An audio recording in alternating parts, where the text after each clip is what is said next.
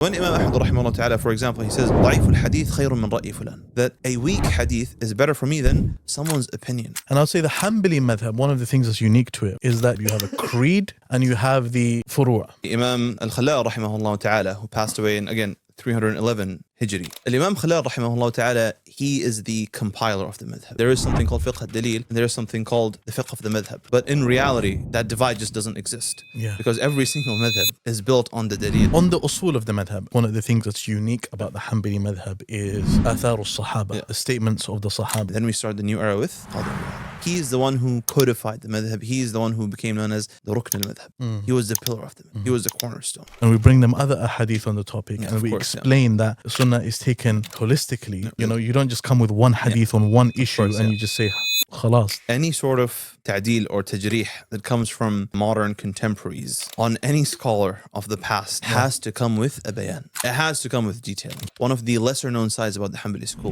that their articulations of usuli topics, their publishing of usuli works is something that's quite unique. al-Majlis مع موسى عدنان. Assalamu alaikum wa rahmatullahi ta'ala wa barakatuhu, brothers and sisters. I am very excited for this podcast. Joining us today on the Al-Majlis podcast is a good friend, mashallah tabarakallah. But before I introduce him, I want to make a statement, and I want to say the following. Man laysa bi hanbaliyin fa laysa bi muslim. This was said by Shaykh al-Islam Abu Ismail al-Harawi, which translates to, whoever is not a Hanbali, then he is not a Muslim. Now, you may be shocked by this statement. If you want to understand the full extent, you got to listen to the podcast, inshallah. Joining us, we have Sheikh Rashid Khan, as I mentioned, a good friend. Sheikh Rashid, just to introduce him, inshallah ta'ala, he has graduated in Sharia, right? Yes. Sharia from the University of Sharqa, Sharjah, for those of you who know it by its English reference. He's also done a master's in Islamic studies at SOAS, and he is currently pursuing his PhD in Hanbali Creed, Hanbali Aqidah. That's correct, yeah. MashaAllah. Welcome to the podcast. Allah yahayik. I'm really pleased to be here.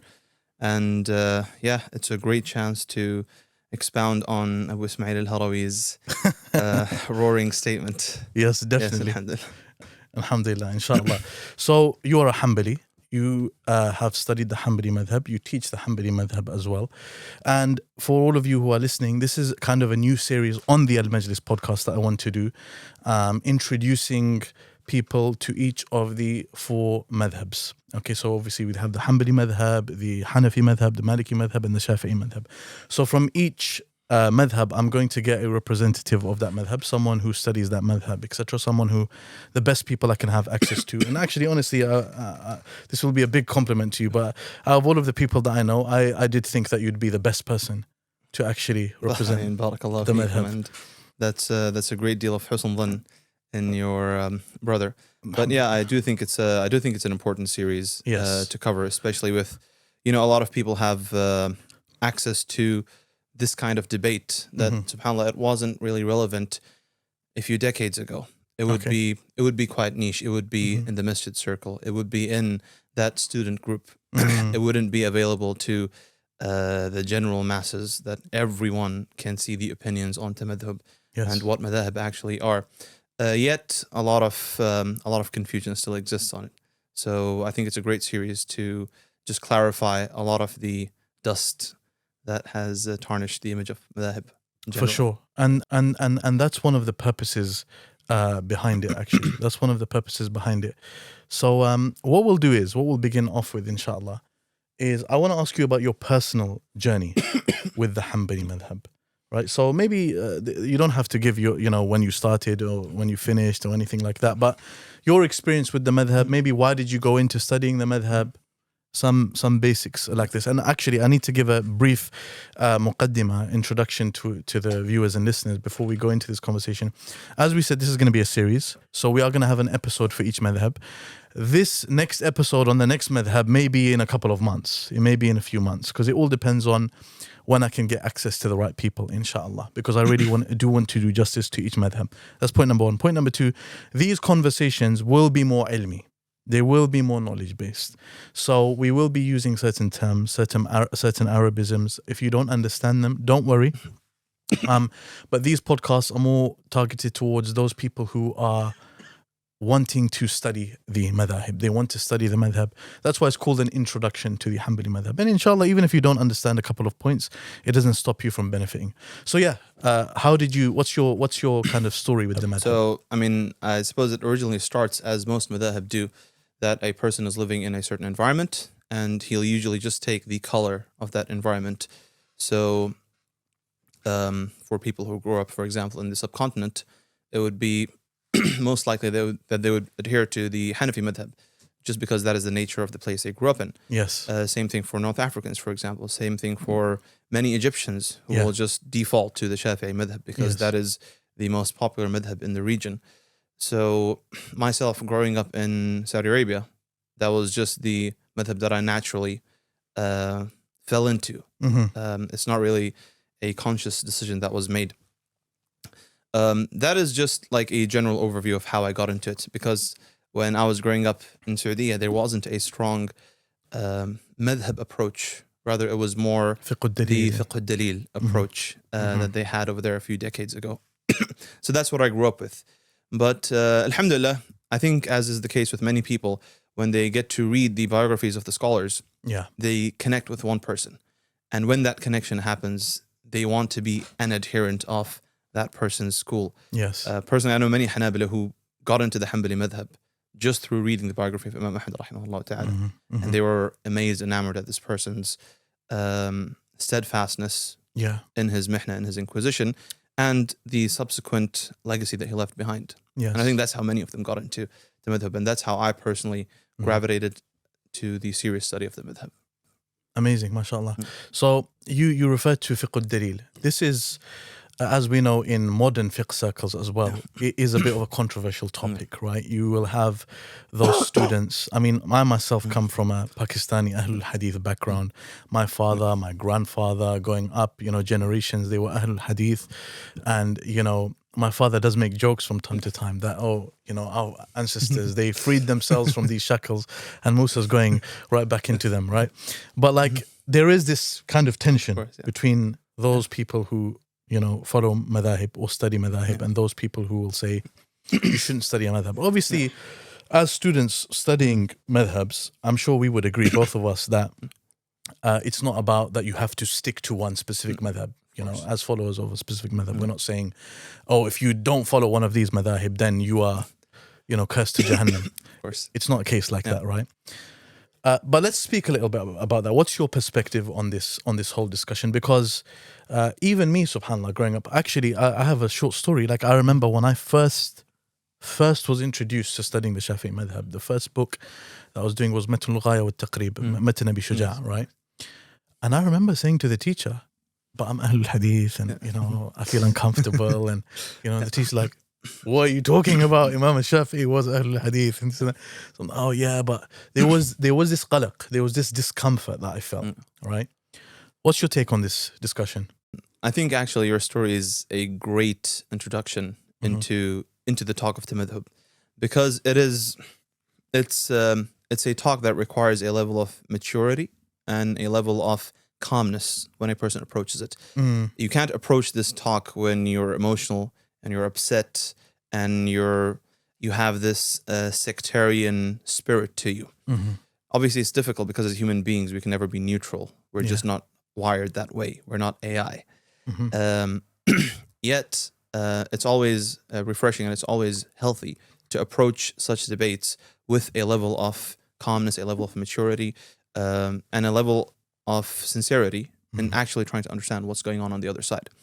Because subhanAllah, the Prophet ﷺ, he says, لا يقضي القاضي وهو غضبان, that a judge shouldn't rule when he's in a state of emotional distress. And all of the fuqaha, they say, similarly, if he's hungry, if he hasn't slept well. So it's not just when he's upset.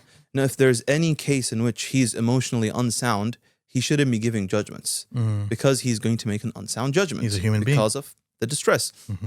So similarly, when talking about madhahib and when talking about tamadhub, generally in any Islamic discussion, there has to be this approach that, if I'm upset, if I'm having a discussion with someone because I'm upset, you're probably not going to get to any common ground. You're probably both going to stick to your ways. You're going to say something, he's going to say something. Both of you will say things that are wrong, and it usually ends at that. That's why there needs to be a mature approach to this. I think the main problem is, the main issue is that people draw this, people create this dichotomy, this false dichotomy in their head, that there is something called fiqh al-dalil and there is something called the fiqh of the madhab. Yeah. Yes, we could say that like in urf, like just in the custom of people, in the general custom of people, that yes, there has become something that's called fiqh al-dalil and there has become something called fiqh al-madhab. Yeah. But in reality, that divide just doesn't exist. Yeah. Because every single madhab is built on the dalil. There is no madhab that is just going to blurt out rulings and be like, we have no evidence for it. Yeah. That's just an unrealistic way of looking at a madhab. But as we have come to know understand these two terminologies now, that there is something called fiqh al-dalil and something called fiqh al-madhab, essentially, a madhab is going to be a school of thought. And I think this is the most sound translation of it. George Maqdisi, the great Orientalist, one of the leading Orientalists in academia, in fact, he has beautiful essays on the madhab, where he describes it as a guild. That like this is not some guy writing down his opinions and everyone is blindly following it. It's a caricature of what a madhab is that, you're just obeying this guy without like knowing where he's coming from. It's a caricature of a madhab. No, a madhab is a guild. It's a school. It's complementary opinions. It's one generation after another generation compiling all of their opinions, compiling all of their statements to give you this elixir that is then called a madhab. As opposed to what has become known now as fiqh al-dalil, where it is just, okay, guys, we'll pick, by the way, this is the irony, we'll pick, for example, a matan from a madhab. Let's say Umdat al-Fiqh of Ibn Qudamah, which is popular in many fiqh al-dalil circles. We'll pick the Umda of Ibn Qudamah, rahimahullah ta'ala, and we'll comment on it. We'll do a sharh on it. And the commentator says, إذا خالف المصنف الدليل نبينه. That if the musannif, he goes against the dalil, then we shall give that dalil. We shall clarify the dalil. We shall say that he is wrong in this. It makes it seem that Ibn Qudamah is not coming from a place of dalil. Ibn Qudamah is just like, okay, you know what? This is what my teacher told me. I'm just relaying it to you. And that's simply not the case. So I think that's one false dichotomy that exists. And alhamdulillah, it's slowly dissipating. It's slowly disappearing off the scene. The other approach to fiqh al-dalil is to grab like a book of sunnah, for example, Bulugh al-Maram of Ibn Hajar al-Asqalani rahimahullah ta'ala, or Umdat al-Ahkam by Sheikh Abdul Ghani al-Maqdisi. And then, okay, let's go through Bab al-Tahara, the hadith in Tahara, and the commentator, he'll give you an opinion, a ruling that he deducts from this hadith. Often that ruling is just a ruling that he heard from his sheikh, and his sheikh probably heard from a madhabi. So he's essentially gone back to what the madhab are saying. He's just become an assorted madhab person instead of a one madhab person. So once a person digs deeper behind fiqh al-dalil, it's quite a shallow statement that has now become this huge giant that is supposed to oppose the madhab giant. Because the thing is, like when you're studying like that, like Umdatul Ahkam, for example, and I've actually studied in that way with one of my teachers from Pakistan, who's Ahlul Hadith, from that background. And for example, when they'll teach you, they'll say, for example, this is Imam Abu Hanifa's qawl, this is so-and-so's qawl, etc. And this is the qawl al-rajih. This is the strongest opinion in this issue. And essentially, when you go to a madhab, and the scholar from the madhab tells you that this is the mu'tamad of the madhab, this is the relied upon position of the madhab, he's giving you a position which is based on certain usul, certain qawa'id, certain principles. When you go to this Ahlul Hadith Sheikh and he's giving you his view based on certain usul, based on certain principles as well. Exactly. So when I'm following his view and I'm following the view on the other hand of the scholar from the madhab, essentially, in reality, they're both giving me their position based on their specific usul. They boil down to the same thing. Right. Essentially. So I know even this, some will find this controversial, this taqreer, this summarization we've given. But I do believe that this is a justified summarization of the issue. I do believe this is fair. No, so I do think it's controversial. But once again, if a person keeps in mind that we have to approach this with, again, a level of, let's say, realism. I have to know what exactly is going on. What is under this, this shiny fiqh al-dalil logo that everyone is presenting and propagating. it does boil down to the same thing, because once again, let's take a step back. What is the madhab?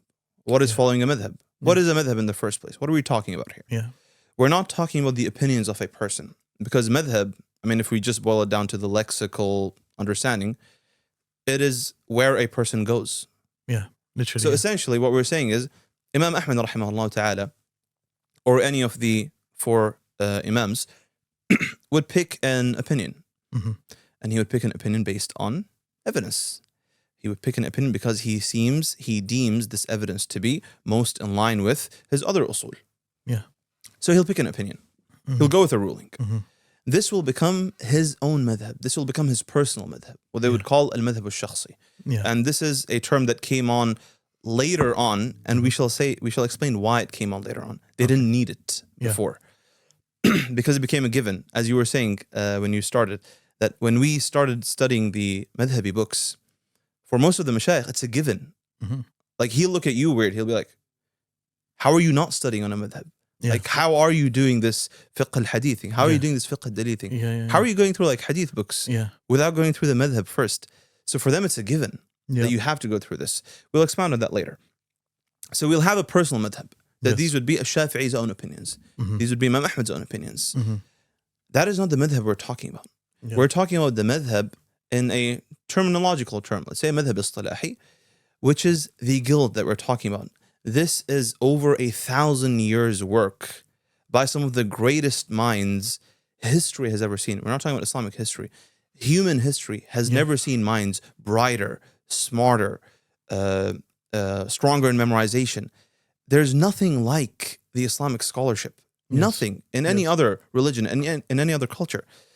These people for 1,000 years have worked together, have gone through it, have done all the difficult bits, and then they've given you the elixir at the end of the day. They're saying, okay, yeah, there's a reason we're following this. There's a reason we're following this collective work as opposed to that individual work. So going back to what you just said now, that yes, for example, if one of the shuyukh is saying, okay, guys, I'm going to teach you guys Bulugh al-Maram, and I'm going to say, this is what Abu Hanifa said, this is what Imam Malik said, this is what Shafi'i said, and this is what Imam Ahmad rahimahullah ta'ala said. And وَهَذَا الرَّاجِحِ, and this is the strongest opinion. This is the opinion that has the strongest dalil. Yes, essentially, you've just given me your take on it. You've given me your tarjih on it, which is fine. Which is fine. You're entitled to it. Yeah. But I would rather stick to 1,000 years of scholarship of these greatest minds. I would rather stick to their tarjih. Yeah. And that doesn't mean that I can't question it. That doesn't mean that I can't inquire. That doesn't mean that I can't, poke holes. But why this? Why not that? The madhabs welcome that. The madhabs love it. Yeah. And I'm going to tell you something interesting about the Hanabila. Some of the Hanabila, they would come to an opinion that Imam Ahmad rahimahullah ta'ala has a nas on. Meaning, he explicitly stated, this is the ruling that I deem in this mas'ala. Yes. In this question, or in this inquiry. The Hanabila would say, no, Imam Ahmad should have picked that. Yeah. Because that is more in line with his usul, with his principles. Yes. So it goes beyond one person. It is a collective effort to preserve the religion of Allah subhanahu wa ta'ala. It is not an individual effort to go back and open the Quran, open the Sunnah, and practice one's own ijtihad. And this isn't to say that once a person starts actually really getting the hang of fiqh and studying fiqh and going through the books and actually studying works in hadith, for example, and studying usul al-fiqh and actually getting an understanding, and he's a student of knowledge at this caliber, and he, let's say, reads the argument of the madhab. We're not talking about just reading one of the mukhtasar books of the madhahib where they're just giving you the view. No, he reads the argumentation of the madhab. And then he goes and reads the argumentation of, let's say, for example, Shaykh al-Islam ibn Taymiyyah. Let's say he went away from the madhab on that specific issue. And let's say he, as a student of knowledge, is genuinely convinced and feels more connected to and is more convinced with the argument of Shaykh al-Islam ibn Taymiyyah on that issue. Then fine, it would be perfectly fine for him to say, okay, Allah's going to ask me on Yawm al-Qiyamah, why did you choose this view? I'll say, Ya Allah, I felt Shaykh al-Islam's view is more in line with the Sunnah. I just felt that. I was inclined towards that. So I think this is also one of those false dichotomies that people tend to create. And subhanAllah, I mean, just on a general note, false dichotomies is maybe the only fallacy that should be taught to every single individual. Because once a person understands what it means to have a false dichotomy, a lot of confusion, not just in Islamic rulings, in life, just clear themselves up. I don't understand. Sorry, Siri wants to That's get involved. fine. Yeah, but it's you know, like for the reason I mention this because some people will understand. Some people will hear what you just said and say, "Oh, well, Sheikh Rashid is saying, I basically I'm stuck to my madhab forever." No, that's not the case at all. That's not the case at all. Because once again, once we understand what a madhab is, that okay, this is a collective effort. This is something that's been passed on through generations. In fact, not just generations. We're not talking about from Imam Ahmed onwards. No, we are talking about Sahaba onwards. No, we're talking about what Ali ibn al-Madini rahimahullah ta'ala, he says, who is one of the greatest, most prolific scholars of Rijal and of Hadith in the 3rd century. Who was in fact a peer of Imam Ahmed rahimahullah ta'ala. Ali ibn al-Madini, he has a kitab called Kitab al-Ilal. In the beginning of the kitab, in the first page of the kitab, he mentions 3 of the Sahaba. He mentions Ibn Mas'ud radiallahu anhu, Zayd ibn Thabit, and Ibn Abbas. He says these people, and this is his actual phrasing. He says these people had madaris. These people had schools. He's not talking about a physical school. He's talking about a school of thought. They had schools. And then Ali ibn al-Madini rahimahullah ta'ala, he starts listing everyone who took from that school. He says this person had 12 people. This person had 8 people. This person had 10 people. And then he lists people who took from them and from them and from them. He says to our day. That these 3 Sahaba, these are the only Sahaba that Ali ibn al-Madini documents. There are other Sahaba who had other madaris, who had other schools of thought. He says all of their fiqh has reached us, and some people, their sanad is not muttasal. Like their narration is not actually connected to the Sahaba. So they didn't actually meet the person who, for example, heard from that Sahabi. But he says this. He says, يَذْهَبُونَ مَذَاهِبَهُمْ فِي الْفِقْهِ وَالْعِلْمِ. But they choose their way in fiqh and in knowledge. And he continues doing this. So this phenomena of following a school of thought, it's not something that, for example, happened after the 3 generations. Or it happened after the Qur'an al-Mufaddala. No. This was existing in the time of the Sahaba, the Tabi'een, Atba' al-Tabi'een, and it was passed down from them. So when we see Imam Ahmed rahimahullah ta'ala choose an opinion, it's not because he felt like it that day. No, it's because he's saying, yes, I have memorized 1,000,000 ahadith. This is what I have come up with. You guys take it, check if it's right. You guys take it, check if it's right for 1,000 years. And that's how it carries on. So once we understand that that's a madhab, following a madhab is going to come in many ways, right? It's going to come, for example, in studying. I'm following this madhab as in, I'm studying this madhab. Just like, for example, a person wants to study any branch of knowledge, he's going to have to start with one school of thought before he jumps onto the second one, the third one, the fourth one. Otherwise, it's too much. Human brains don't tolerate this much information in an organized fashion. Unless that person is like a superhuman, you know, he has 276 IQ, then that's a separate issue. Like that guy on Twitter.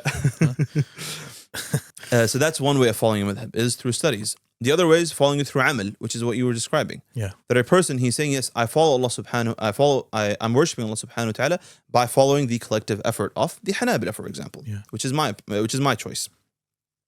Now, if at some point Allah subhanahu wa ta'ala blesses a person with enough knowledge, with enough fiqh to discern something that feels weaker, and we're not talking about feeling, you know, like it's just a whim.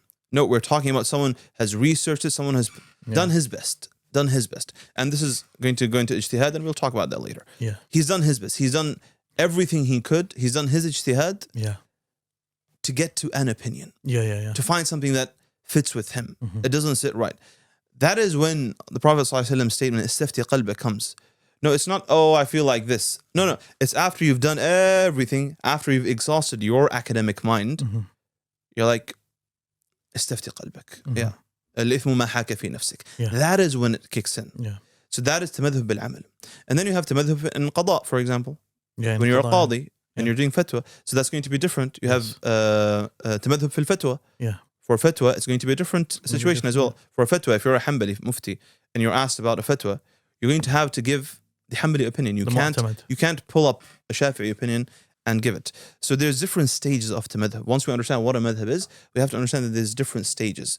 So when we're talking about the stage that you were mentioning, which is the stage of amal, which is the stage of actually worshiping Allah subhanahu wa ta'ala through this, it's a false dichotomy to say, okay, I'm either stuck with this or I let loose and I can do whatever I want. Yeah. No, you can stick with this. And in those specific cases where you've exhausted your academic intuition, your academic mind, you can choose. You can choose, again, with taqwa of Allah subhanahu wa ta'ala, because that's what it boils down to. Yeah, for sure. I was also going to mention that, this point about, I think Islamic scholars, when people mention about some of the ai''imma, like Imam Abu Hanifa and Imam Ahmad and Imam al-Shafi'i and al-Awza'i and al-Thawri and all of these different scholars, and even scholars that came after them, and they basically mention statements like, well, you have to follow the dalil, brother. You have to do this, brother. You have to do that. One of the dangerous, I feel, things behind this statement is the assumption, without mentioning it. And I actually don't think people who say these type of statements fully understand what the lawazim, what the necessary, conclusions of the statements are. When you say things like this, are you essentially saying that such and such scholar, al-Shafi'i, intentionally, he knew the hadith, he intentionally said, you know what, I just had some poached eggs, I feel like going against this hadith today, right? That would be kufr. That would be kufr. Exactly. Right? Yeah. And that's why Shaykh al-Islam ibn Taymiyyah, his book Raf' al-Malam, which is such an excellent work, right? An a'immat al-a'lam. That's why his work is such an important work, where he basically, within the beginning of the text, he mentions that everyone should know that these ai''imma, these ai''imma that are known for knowledge, these ai''imma that are established ai''imma, none of them intentionally goes against a hadith. None of them does that. They don't wake up and just say, I'm going against the hadith. And I think the fact that Ibn Taymiyyah said this is also very, very beautiful for us, because many of the brothers who we have these conversations with will highly respect Ibn Taymiyyah. So Ibn Taymiyyah's own position on these type of things was, what I just mentioned. I mean, let alone talking about someone who fears Allah subhanahu wa ta'ala, like these ai''imma are. No sane human being wakes up and decides on any topic, by the way, any topic that has a shred of importance to their morality, to their hereafter, to their life. Yeah. No one makes a decision just based on whims. Yet we call those people insane. Yeah. That's what we call them. Or idiots. Yeah. So no sane So no sane human beings makes a decision in that manner. Yes. But speaking of the ai''imma, speaking of these scholars that we're talking about. Yeah. You're right. There is it's not only that, it's a disservice, it's disrespectful to assume that, okay, when I come and say al-Shafi'i said this, you're like, okay, but what's the Quran and Sunnah saying? I'm sorry. Do you understand who al-Shafi'i is? Al-Shafi'i is ruling by Hinduism. Do you understand who Imam Ahmad rahimahullah ta'ala is? So for example, it's magnificent. It's magnificent to read these statements that the ai''imma say about each other. So when you see Imam Shafi'i rahimahullah ta'ala saying about Muhammad ibn Hassan, Abu Hanifa's sahib, Abu Hanifa's companion, when he says about Abu Hanifa rahimahullah ta'ala, about Muhammad ibn Hassan, he says, ما رأيت أعلم بالقرآن من محمد ibn Hassan. I have never seen someone more knowledgeable about the Quran than Muhammad ibn Hassan al-Shaybani. كأنه نزل عليه. It's as if the Quran was revealed to this person. Yeah. And another statement, he says, I have never seen someone as eloquent as Muhammad ibn Hassan. It's as if Quran was revealed to him because of his eloquence. When you see, for example, Shafi'i rahimahullah ta'ala's praise of Imam Ahmad rahimahullah ta'ala. When you see Abu Zur'a al-Razi, who was again a prolific scholar of hadith, tell Imam Ahmad's son, he was like, yeah, I spoke to your father. ذَكَرْتُهُ عَلَى الْأَبْوَابِ. I was like testing his memorization of hadith. Your father memorizes 1,000,000 athar. 1,000,000 of the opinions of the Sahaba, of the statements of the Prophet sallallahu alaihi wasallam. When Abdul Razzaq al-San'ani, the prolific muhaddith as well, says, ما رأيت أفقه من أحمد بن حنبل. I have never seen someone who is stronger in fiqh than Ahmad ibn Hanbal. When al-Shafi'i says, I left Baghdad, when he went to Egypt, I left Baghdad and I didn't leave behind me anyone more knowledgeable. أعلم ولا أفقه ولا أورع. No one who is more knowledgeable, no one who has more knowledge of fiqh, no one who is awra', no one who is more fearful of Allah subhanahu wa ta'ala in their rulings than Ahmad ibn Hanbal. This is not some random praise. No, Shafi'i wasn't some like impressionable disciple where like he met Ahmed bin Hanbali, he was like, oh, this is the greatest person in the world. You know how it happens to many people. They say, don't meet your heroes. Yeah. Because you're a simple person. Yeah. When you meet this guy, you're going to be deflated. Yeah. You're going to be like, okay, this is all. Or the opposite will happen. You'll meet like someone will have a local imam. And he'll be like, yeah, our imam, by the way, he has the best voice in the world. Our local imam, he's the most knowledgeable imam in the world. And as soon as his eyes open up, as soon as his ears open up to someone who has a better voice or who has more knowledge, he's like, yeah, that guy, forget that guy. Yeah. No, we're not talking about someone like that. We're talking about Shafi'i, who traveled, who did his rihla, who went all around. We're talking about Razaq al-San'ani, who all the scholars of hadith would come and visit to take his hadith. We're talking about Shafi'i, rahimahullah ta'ala, when he's praising Muhammad al-Hasan. No, Shafi'i, he's traveled around, he's gone around. So when they praise someone, it means something completely different. Well, no, people need to understand when we're talking about this tabaqa of ulama, we're not talking about even like the ulama that came after them. You know, we're not. Ibn Taymiyyah's praise for someone would be something amazing. You know, some of the other scholars that came after, their praise, Al-Ghazali and Ibn Hazm and different scholars, you know, from different ways of thinking, their praise for someone would be something special. We're not talking about those guys. We're talking about as great as they are. Yeah, as great as they are. But we're talking about people who are greater than that. No, we're talking about, again, we're talking about a Shafi'i. And a person must, I think it's incumbent upon every single Muslim to teach themselves and to teach their children about the lives of these Imam. Because subhanAllah, the Muslim community as a whole is so far away from recognizing its own like giants, its own greats. Yes, all of these kids will know the names of celebrities. They'll know the names of footballers. They'll know their lives. They'll know which cars they drive. Yeah. How can you not teach your child about the greats of Islam? It's not just an emotional thing, by the way. It has a huge effect on religiosity. A massive effect, that when you, I'm sure you heard this when you were growing up. When you were young and you would listen to the khatib say, Al-Bukhari, Al-Bukhari, Al-Bukhari, Al-Bukhari. Yeah. Even when Allah subhanahu wa ta'ala didn't bless us with the blessing of talab al-ilm. Even like when a person is a complete ami, is a complete jahil, he's ignorant of the religion, he's just doing his own thing. Yeah. Most people, when you go to them and say, Al-Bukhari said, they're like, okay, if Al-Bukhari said, you know what? Yeah, okay, I have to listen to what Bukhari said. He doesn't know anything of Bukhari. He doesn't know what Bukhari's opinion was. But he knows that he's a great person because he keeps on hearing his name. He listens to his name and his name is glorified. It's venerated. But this should push a person to know more than just the absolute bare bones basics about a person. It must. It must. And alhamdulillah, we live in a day and age where it is at everyone's fingertips. It's not, there's really no excuse. And subhanAllah, I mean, this is just a side point, but there has to be a level of muhasabah. There has to be a level of self-accountability when it comes to these things. That are you really unable to find someone to teach you? Are you genuinely saying that you have no way of studying fiqh? And you know what? I think it should be a natural process. You know, I know this is going to sound very, very strange, but I'm just going to say I am who I am, right? The other day I was watching a documentary about Jeffrey Epstein. Yeah. Go on. Okay. Now, I'll be honest. I didn't know too much about this guy. Okay. And the point that I want to mention from this is I make it a thing. After I watch a documentary about a specific individual or a serial killer or someone, I will go and check their page on Wikipedia. Okay. I just want to know a little bit more about this guy. Okay. Just, you know, do some tawfiq or whatever, right? From the strongest academic resources. Yeah, I mean, you know what I'm saying, right? I'll just check like what's going on. You know, read up a little bit. But I'm saying even this little bit, what inspired me to do that? What inspires you to do that is, okay, you're hearing about this person. Who is this person? You know, everyone will know who these people are just purely because they're mentioned. And this is the point I wanted to raise from it. If you're hearing about Bukhari so many times, if you're hearing about some of these scholars so many times, then you should know more about them than just, you know, you should know his name at least. You know, what was his name?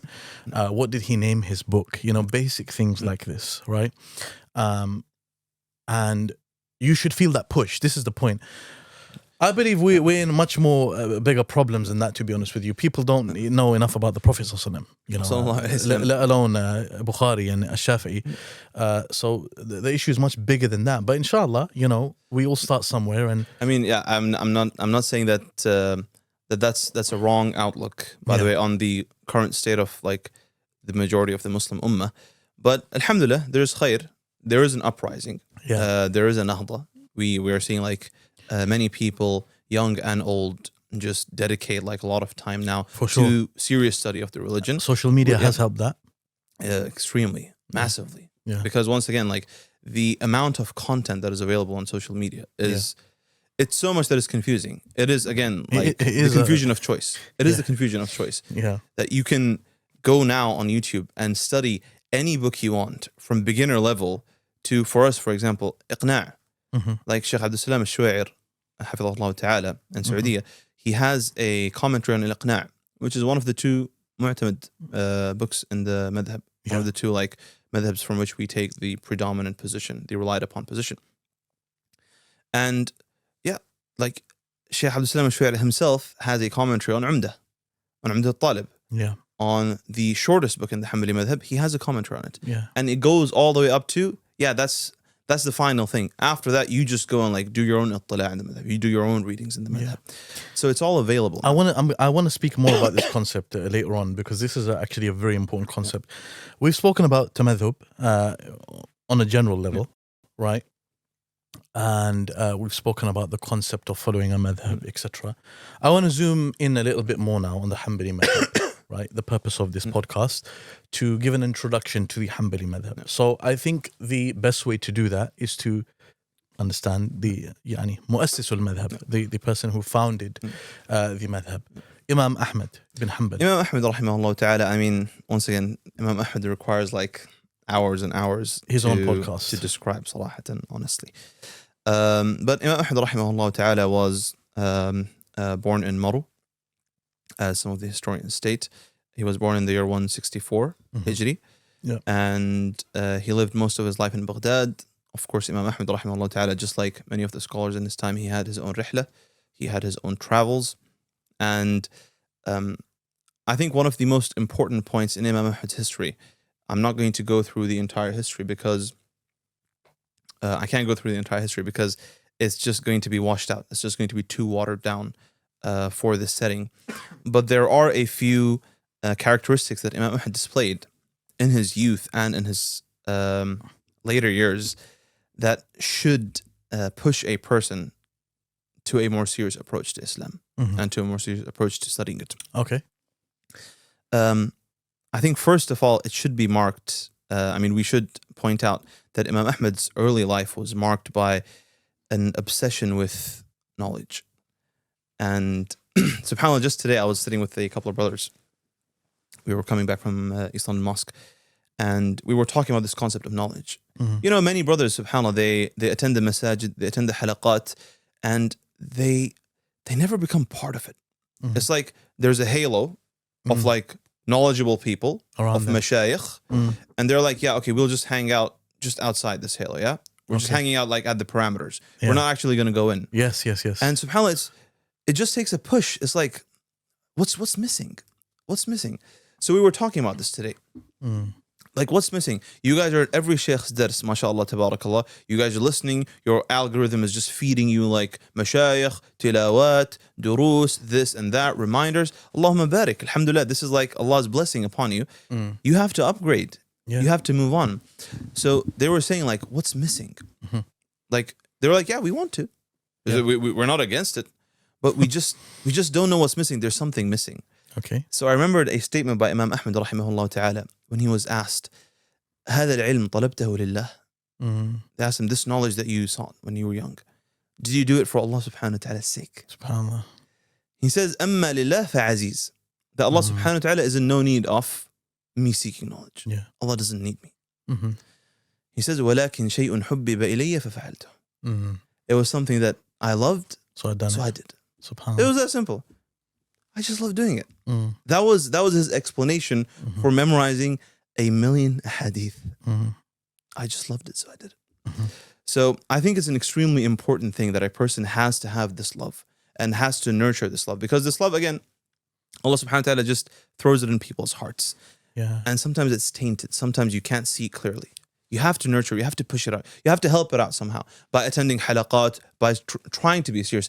Attempt it. وَالَّذِينَ جَاهَدُوا فِينَا لَنَهْدِيَنَّهُمْ سُبُلَنَا. You try and Allah subhanahu wa ta'ala will pull you over. Don't worry about it.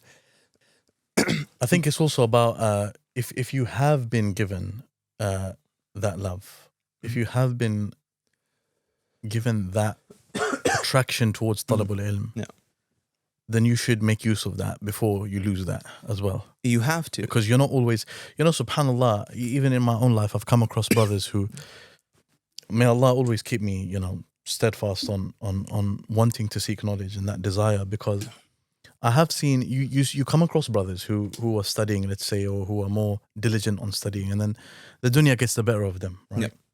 And then I've always found it bizarre, personally. And I'm not saying that in a judgmental way. That's because of my desire for it. Okay. I've found it like, how can someone leave something like this? SubhanAllah. Right? SubhanAllah. How can someone leave something like that? SubhanAllah. How can that happen to a person? Right? Where they are doing this and then, they end up, SubhanAllah, I find it bizarre. That's the word, right? That's the thing. Like, so once you have it, you can't. You shouldn't. Yeah. You ought not to leave it. And that's why, subhanAllah, this fear that you're talking about, by the way, here's a little tidbit for you because you're a Shafi'i. Imam Juwayni, rahimahullah ta'ala, was found on one of the makhtutat, on one manuscript, that someone, of course, is narrating from نقل عنه. He says, كان من دعاء الإمام الجويني اللهم لا تعقنا عن العلم بعائق ولا تمنعنا عنه بمانع. Like, it's a dua that can only come from a heart that is full of love for ilm. Yeah. He's saying, Ya Allah, please don't let anything prevent me from seeking knowledge. Yeah. And don't let anything stop me from it. Yeah. That was his dua because he loved it. Mm-hmm. So yes, this love that Allah subhanahu wa ta'ala puts in people's hearts, again, it's a blessing, just like everything else. لَإِن شَكَرْتُمْ لَأَزِيدَنَّكُمْ. If you thank it, if you're grateful for it, if you show that gratitude by action, then Allah subhanahu wa ta'ala increases it. He increases it to no bounds. And that's what happens, subhanAllah. Like, this is Ibn Rajab al-Hanbali, rahimahullah ta'ala, one of the great historians who passed away in 795 Hijri. Ibn Rajab was extremely harsh when it came to, speaking about people. He wasn't someone who would dish out praise like many other historians would. Ibn Rajab, rahimahullah ta'ala, speaking of Imam Ahmed, he says that Imam Ahmed, rahimahullah ta'ala, أحاط علما بأثار الصحابة. Yeah. Which is, again, bizarre statement to come from such a measured individual. Yes. He's saying that Imam Ahmed, rahimahullah ta'ala, had holistic knowledge, had comprehensive knowledge of all of the opinions of the Sahaba. Yeah. It's impossible. It's ridiculous. But that's how he viewed Imam Ahmed, rahimahullah ta'ala, because this wasn't a random person. This was a person who loved knowledge, who sought knowledge, and the way in which he sought it, the way in which he nurtured this love is once again telling that Imam Ahmed, rahimahullah ta'ala, he would be running around the streets of Baghdad. He would be running around the streets of Baghdad. That this sheikh, this scholar, this person who has the appearance and the awe of knowledge is running around because he has to catch this person's halaqah and he has to catch that person's halaqah.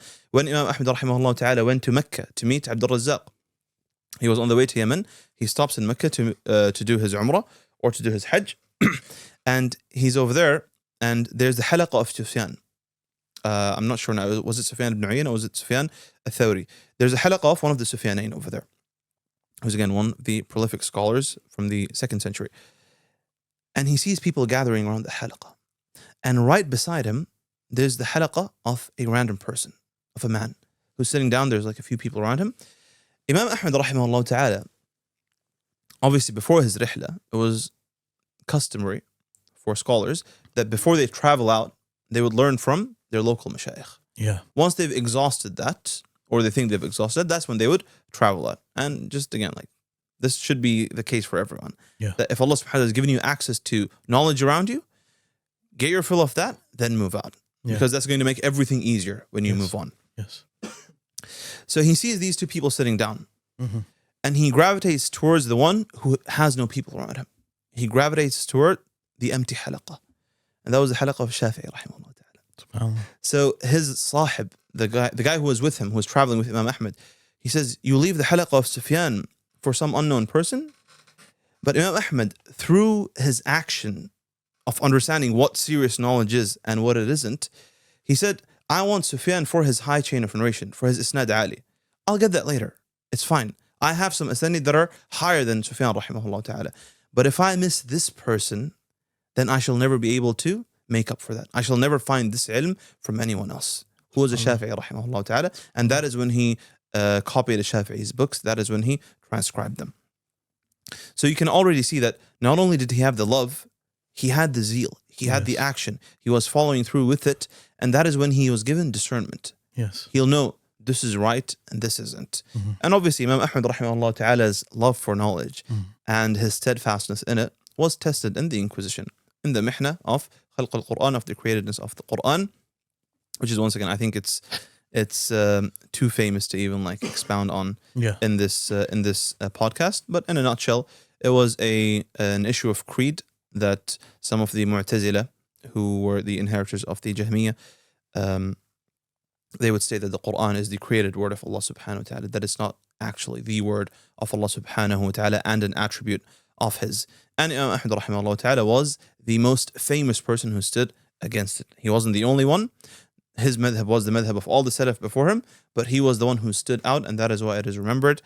That is what he's remembered for, essentially. So that was Imam Ahmad rahimahullah ta'ala's life. Obviously, towards the end of his life, because of the Inquisition, he wasn't allowed to do his tahdith. He wasn't allowed to sit down and teach and narrate to people. And he would narrate exclusively to his two sons and their cousin, Hanbali. And he passed away in the year 241. SubhanAllah. And one of the things, each Imam is perhaps, has his own fada'il. One of the fada'il of Imam Ahmad is what you mentioned, that he's referred to as Imam Ahl Sunnati wal Jama'ah, right? Correct. The Imam of Ahl Sunnah wal Jama'ah, and he's referred to that because of his steadfastness during al-Mihna. And SubhanAllah, a story comes to mind where Imam Ahmad's son Abdullah, he saw his father Imam Ahmad mentioning, Ya Allah, have mercy upon Abu al-Haytham. Have mercy upon Abu al-Haytham.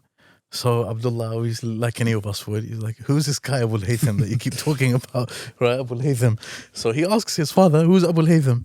So Imam Ahmad mentions that Abu al-Haytham is, when I was there and I was going through what I was going through. Obviously, I'm paraphrasing the story. Abu al-Haytham, he mentioned to me that I received thousands of lashes. I can't remember the exact number. 18,000. 80,000. 18,000. 18,000 lashes. And he was like a thief. Yeah. Right?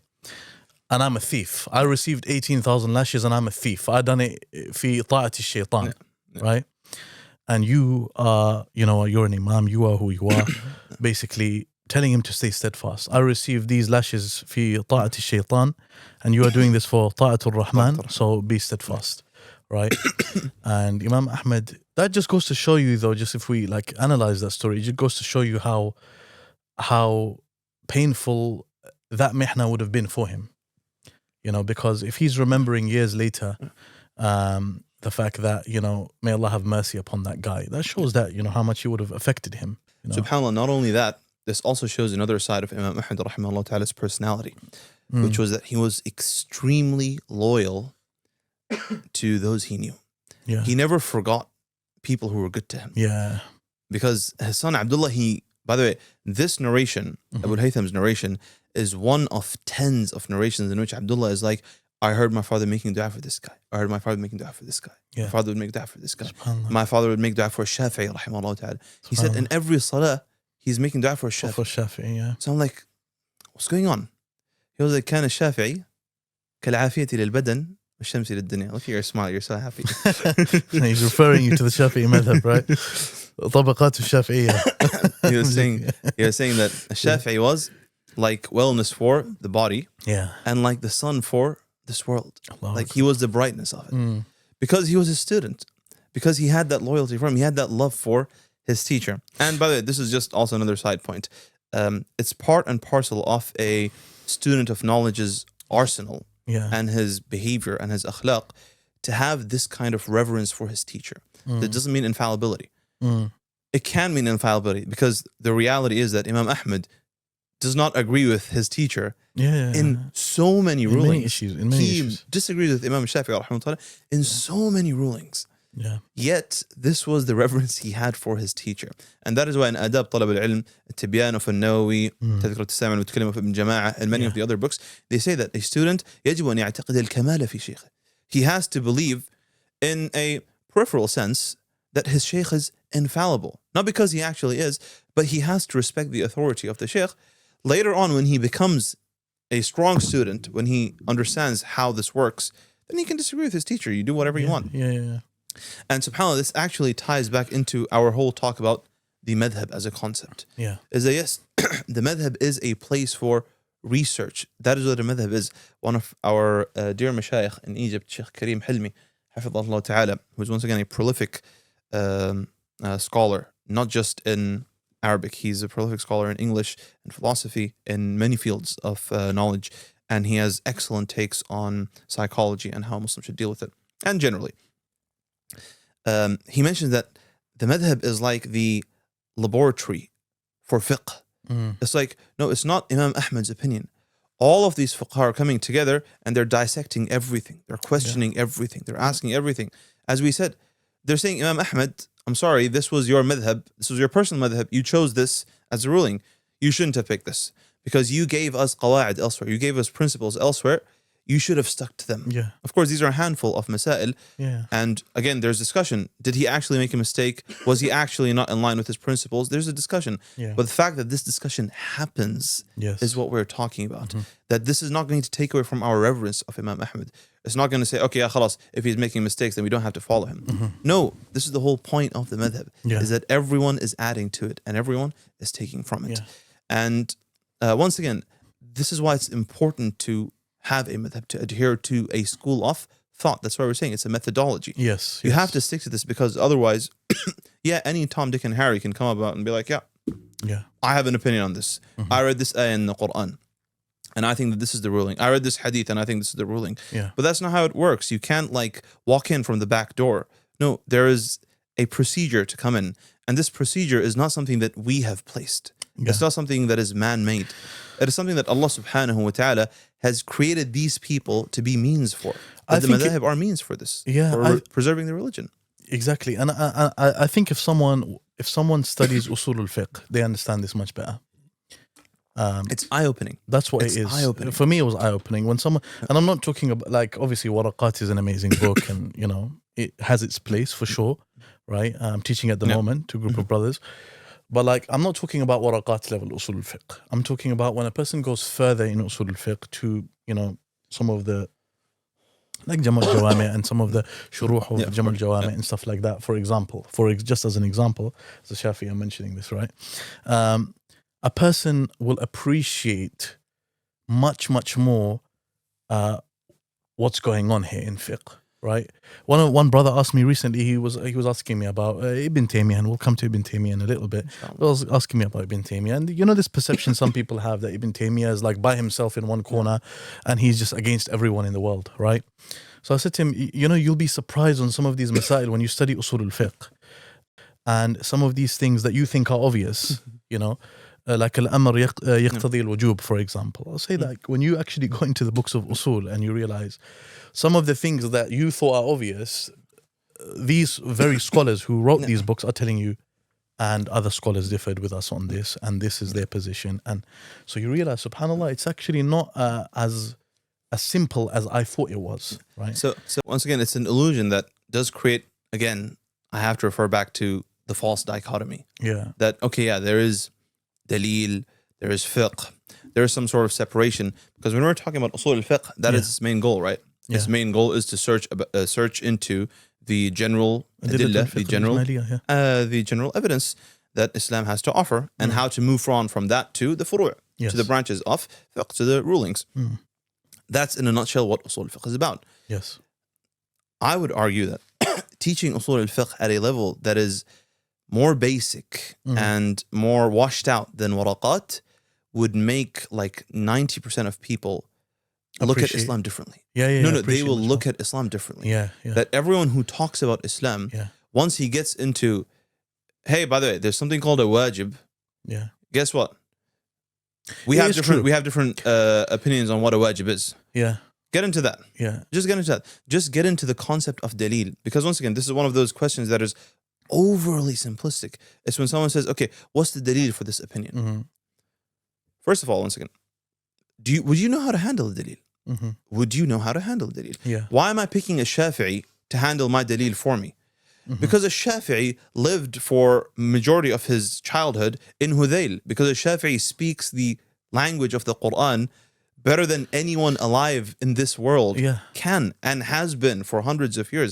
Because the Shafi'i met people who met Atba' al-Tabi'een, who met the Tabi'een, who met the Sahaba.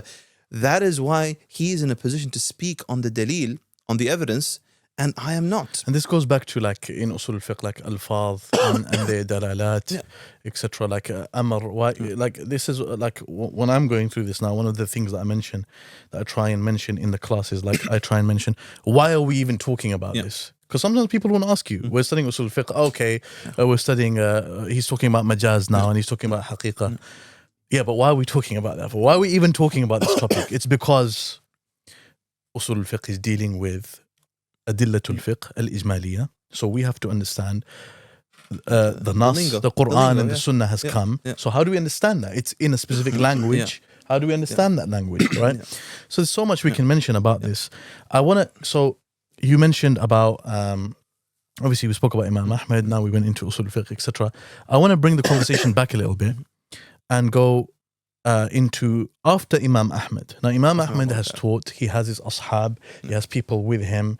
We have a name that comes up, and perhaps you correct me if I'm wrong, right? But for me, I think the logical next name to mention would be Ahmed ibn Muhammad al-Khallal.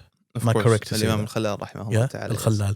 He's the one who essentially done tadween of the riwayat of the madhab, right? Without him, you probably wouldn't have a madhab. Is that correct to say? Come on. Is that correct to say? Don't go that far. Is that I know that you're a controversial? Shafi'i, but that's a low blow. No.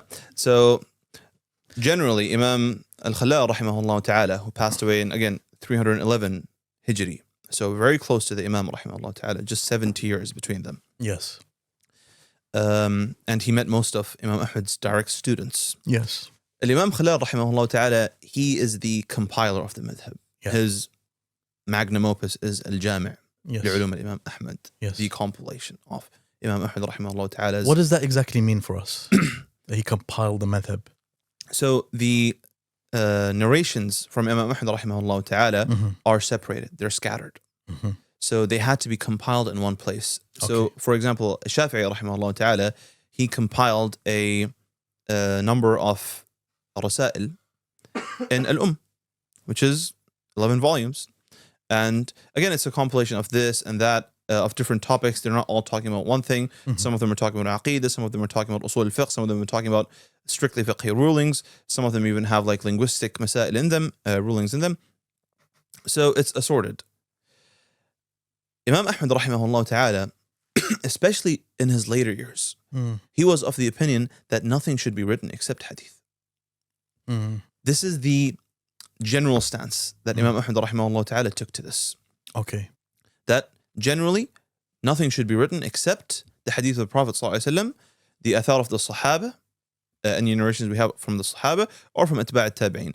Basically the fiqh of the people that came before us. And that is when Imam Ahmed rahimahullah ta'ala's statement would come, خُذُوا مِنْ حَيْثُ أَخَذْتُ. That take from the same place that I took from. Okay, don't take from me. But that was just his humbleness. That was his humility. As it came to say, inshallah. So al-Khallal rahimahullah ta'ala, he takes this task upon himself, that Imam Ahmed rahimahullah ta'ala, he didn't compile anything. He didn't want anyone to compile a specific book for him in fiqh, for example, or anything else. But he would give fatwas. He would answer questions. These came to be known as the masail al-Imam Ahmed. Okay. So you have masail of his son. You have masail of al-Athram. You have masail of al-Marwazi. You have the masail of many students of Imam Ahmed rahimahullah ta'ala. Everyone has his own collection of masail. Okay? Everyone has his own collection of masail. Imam Khallal rahimahullah ta'ala, he comes and he tries to gather as many of these as he can. And this jami', unfortunately now, it's not extant. We don't know where this jami' is. But it was existing up until like Ibn al-Qayyim rahimahullah ta'ala's time, because he said that I have a few volumes of this. So it seems even at Ibn al-Qayyim's time, which is mid-8th century in the Islamic calendar, it was still not fully there. It wasn't all there. But what we have that remains from it is found in the books of the earlier ashab. So the direct students of Imam Khallal rahimahullah ta'ala. So his importance actually comes in compiling all of this and then transferring it to his students. Yes. And that is when we get the first mukhtasar in the madhab from his student. That out of all of this compilation, out of these tens of volumes, as Ibn al-Qayyim rahimahullah ta'ala describes it. Some of the scholars say it was 70 volumes of masail. Is that مختصر الخرقي? That is مختصر الخرقي. So Imam Khallad's student, مختصر الخرقي, he compiles the madhab and he makes an epitome. He makes a short version of it that is going to be read as a matn dirasi, as a text to be studied. This is the first one, yeah? This was the first mukhtasar. It wasn't the first text. Yes. Because Imam Khalad rahimahullah ta'ala, he also compiled some short texts on the side. But they weren't as short as Mukhtasar al-Kharqi. That is why it's just called al-Mukhtasar. The short text. The short compilation of Imam al-Kharqi rahimahullah ta'ala, who once again died in 334 Hijri, so very early on. So we're still in the... Less than a century. Less than a century after Imam Ahmad rahimahullah ta'ala's death. Of course, this is going to be the earliest generation of ashab, of the companions of Imam Ahmad rahimahullah ta'ala. The mutaqaddimin. After Imam al-Khalqi rahimahullah ta'ala, you have another watershed moment in the madhab, which is Ghulam al-Khallal. Ghulam al-Khallal, who died in 363, again, just shy of a century of Imam Ahmad rahimahullah ta'ala's passing away. He also puts in effort to compile books in the madhab. He also puts down a book that became that was named al-Muqni', which later became Ibn Qudama rahimahullah ta'ala's book, and Kitab al-Shafi as well. And many of the ashab in the طبقة المتوسطين, in the generation of the people that came in the middle, the intermediaries, they quote heavily from al-Muqni' and al-Shafi, despite these two books not reaching us. We have scattered like nusus, we have scattered texts from them, but we don't have these books. SubhanAllah. So this was after a century. Then you have Ibn Hamid rahimahullah ta'ala, who died in the beginning of the 5th century, 403. Ibn Hamid rahimahullah ta'ala was another moment in which the madhab took a more formal approach in terms of writing it down, in terms of codification. Let's say that he was someone who helped in the process of codifying the madhab, in putting in books, in arranging it properly. Yet the Hanabila throughout maintained to this point that the madhab is something that is closest to Imam Ahmad rahimahullah ta'ala's manhaj, in the sense of you narrate a hadith, you narrate athar, you fill it up with it. Whatever we have of, like, for example, there's a book by Ghulam al-Khalal called Zad al-Musafir, which was just published, subhanAllah. It was published recently, like less than 10 years ago. For the first time.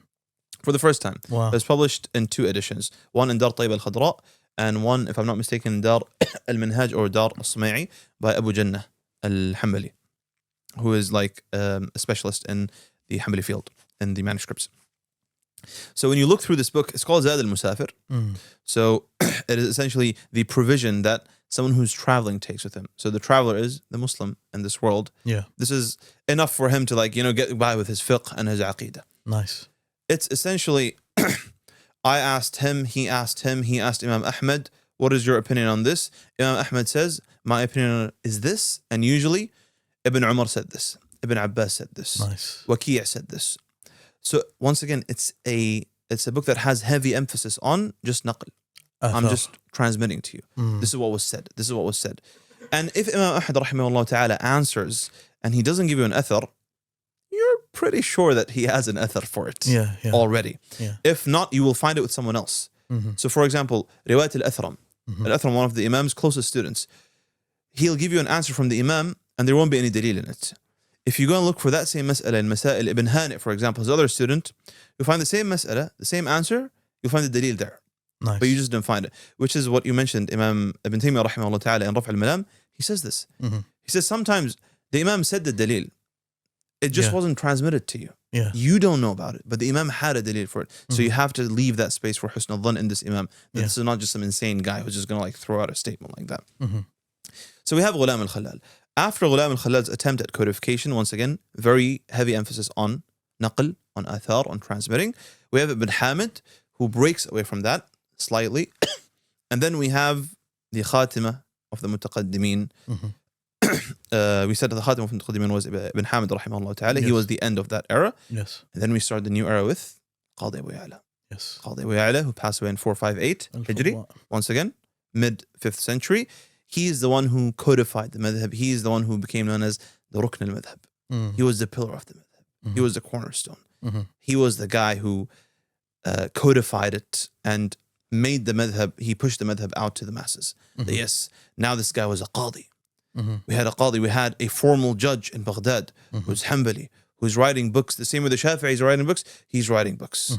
He's writing books in khilaf, in the difference of opinion between the madhab, which was exclusively Shafi'i and Hanafi territory, by the way. Exclusively. The Shafi'is and Hanafis, they were the ones leading the wheel over there. And Qadi Abu Ya'la, he took a page out of their book.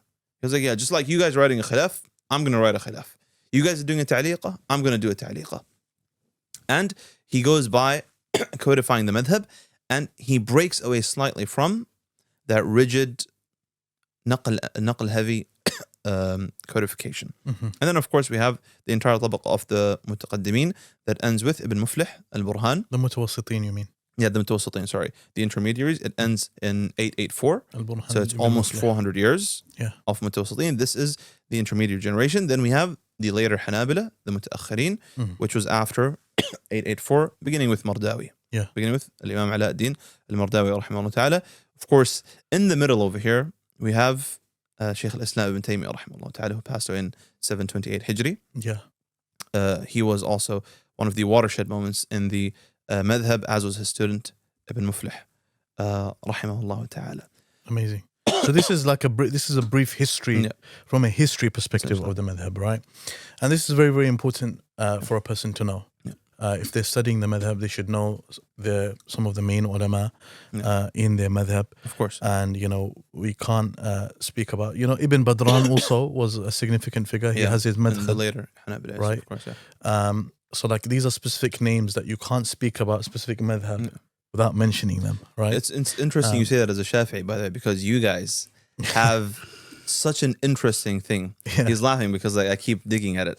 But no, this is not a dig. This is like, and actually, this is an amazing thing. This is one of the things that is so special about the Shafi'i madhab. But once again, it's it just goes to show the importance of understanding this history, knowing these names, knowing when they passed away. It's not trivial. It's not trivial, yeah. There's a reason that all of the ashab, every single madhab, they start writing the biographies of their scholars. They have to preserve it. This guy was from us. This guy did this. These were his opinions. And that is one of the things that makes the Hanabila so special, by the way. Because the Hanabila are the first recorded madhab to have a book on tabaqat. Al-Khallal, all the way back in 311, he has a book called Tabaqat Ashab al-Imam Ahmad. That was published by, once again, Abu Jannah al-Hanbali. From Markaz al-Malik Faisal lil-Abhath, the center of Malik Faisal for scholarly research. 311, Tabaqat al-Ashab. The students of Imam Ahmad, al-Juzjani, al-Athram, al-Marwazi, an actual biography. When he was born, when he passed away, what are the masail that he narrated from Imam Ahmad? Just a brief overlook. He gives his own critique. It's not just, this was him. No, Imam al-Khallal, he gives his own critique. He was this, he was that. And it has some amazing texts in it that you won't find anywhere else that actually help you understand Imam Ahmad's own personality, Imam Ahmad's own epistemology better, where you won't find it anywhere else. So the importance of knowing the history, as you mentioned, is something that cannot be overstated. That no, there's a reason that there's tabaqat. There's a reason that a Subki wants to lob everyone into tabaqat al-Shafi'iyya. It's because, you have to understand that this is a great madhab. You have to understand the history of your madhab. Yes. So Imam Ahmad is mentioned by Subki, right? Again, if Subki were able to put birds in there, he would put birds in there as well. Oh my God. Okay, so that's the brief history of the madhab, and obviously after the mutawassitin you have up until now our day, right? Obviously you have other scholars who are significant. You have more recent scholar Mar'i al-Karmi, right? Rahimahullah. His books are studied now by students, right? You have your Ibn Qudama al-Maqdisi, you have your Abdul Ghani al-Maqdisi, you have these scholars, right? So I want to move away from the history now, and let's go to the usul. Now, we obviously, this is not an in-depth. We could do a podcast on each of these topics, right? And people probably have done them. On the usul of the madhab, one of the things from my reading, one of the things that's unique about the Hanbali madhab is athar al-Sahaba, right? Yes. The right? statements of the Sahaba. The statements of the Sahaba. So if Imam Ahmed, correct me if I'm wrong, if he, gives a specific fatwa on an issue and he doesn't have Quran or Sunnah, let's say he'll go with an athar of a Sahabi, especially if, let's say, that athar doesn't have khilaf, anyone going against it. So he'll go with that athar of the Sahabi, right? Yeah. If it doesn't have khilaf from amongst the Sahaba, course, obviously. And then if there is khilaf, let's say, he'll go with the opinion of the companion that is closest to the Quran and the Sunnah in his understanding, right?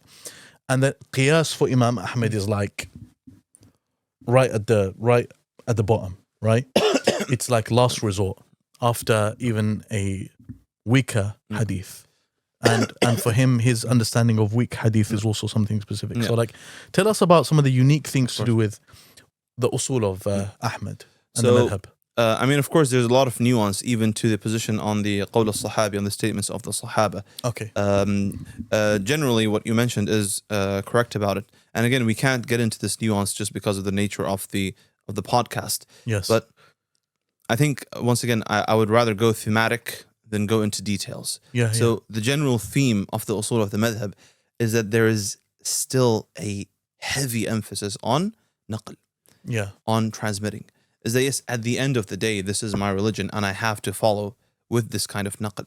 And when Imam Ahmad rahimahullah ta'ala, all the statements that Imam Ahmad rahimahullah ta'ala has in them of qiyas, where he's censuring people who use analogy via reasoning, it's a more general term than what came to be known later as الحاق فرع بأصل علة جامعة. That's not the qiyas that he's talking about. He's not talking about the qiyas that the later scholars decided, okay guys, we'll just agree on this general definition. Al-qiyas al-usuli. Yes. Imam Ahmad rahimahullah ta'ala is talking about a specific qiyas that he had in mind. Not that he's not talking about this, but generally he's talking about a specific qiyas he had in mind, which was the qiyas of the people of Kufa.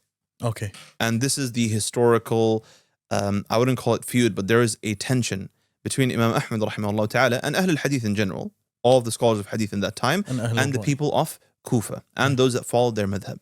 Because they viewed them as, you guys are overusing reason, analogy or otherwise. So we're speaking about the Hanafis. Yeah. Just for people who don't get the we're speaking of the followers of Abu Hanifa rahimahullah ta'ala. Yeah. And once again, this feud, it was fueled by many variables to do with creed and otherwise, but the crux of it was that Imam Ahmad rahimahullah ta'ala, as a muhaddith, he's a person of hadith. He has to give precedence. He has to give weight to this thing that is being transmitted to him from the Prophet sallallahu alaihi wasallam. When he sees the other side taking a more lax approach, once again, it's extremely important for people to at least have an overview of Raf' al-Malam.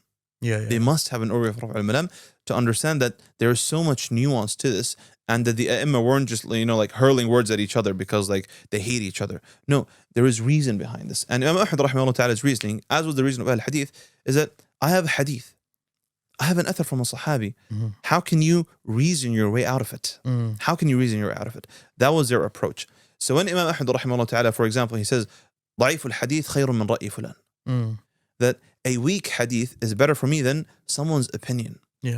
Imam Ahmad is saying he understands that his interlocutor is not an idiot, as you succinctly mentioned before. He realizes that his interlocutor is not an idiot, but he's saying your qiyas, your reasoning, however valid it may be, it cannot precede this athar. It's not more valuable than this. I have a transmission from the Prophet ﷺ or from the Sahaba. And when he says da'if, he doesn't mean da'if shadid da'if. He doesn't mean something that's like fabricated or munkar. He doesn't mean something that's unsound holistically. He means something that it has a problem in it. It has a slight problem in it. But there is a probability that the Prophet ﷺ said it. I'm going to stick to ihtiyat. I'm going to stick to the safe zone and follow what the Prophet ﷺ said. That is the general theme in all of Hanbali usul. Later on, as it goes down the generations, it becomes closer and closer to the usul al-mutakallimin. It becomes very close to usul al-mutakallimin, but it still has, once again, as I said, these distinctive themes. The theme of naql, the theme of following what Imam Ahmad rahimahullah ta'ala said, the theme of mentioning the nusus of Imam Ahmad. That Imam Ahmad's statements are mentioned. There are a plethora of Imam Ahmad's statements on usul mentioned over there. And this is a side that many people don't know about when it comes to Imam Ahmad rahimahullah ta'ala and his usul specifically. Okay. Imam Ahmad has a book called Ta'at al-Rasul that most people aren't aware of. Okay. The book Ta'at al-Rasul, as is described to us, was a book very similar to al-Shafi'i rahimahullah ta'ala's theory on Hujjiyat al-Hadith. Okay. When he spoke about it in a Risala. Yeah. That Imam al-Shafi'i rahimahullah ta'ala, he wanted to mount a defense of Hadith and why Hadith is important, why we should be taking from the Hadith. Yeah. Imam Ahmad rahimahullah ta'ala, he did something similar, and this book is described as a book that has the usul of Imam Ahmad rahimahullah ta'ala. But you can see from the name, Ta'at al-Rasul, the obedience of the Messenger sallallahu alayhi wa sallam. Yes, the usul of my madhab have to fall under this. Yeah. If qiyas falls under this, ahlan wa sahlan.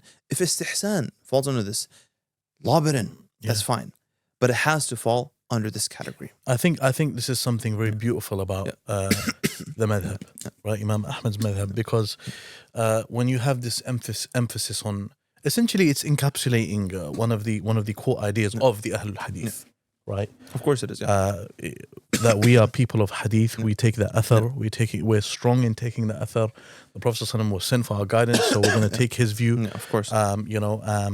And the views of the generation that came, the Sahaba, the ones that are closest to him. Exactly. But of course, this is not to say that the Hanabila did not expound into usul as it came to be known later on. Yes. In fact, this is once again one of the lesser known sides about the Hanbali school, that their articulations of usuli topics and their tasnif, their publishing of usuli works is something that's quite unique. Yes. Ibn Aqil rahimahullah ta'ala, the great scholar, early 6th century, died in 513.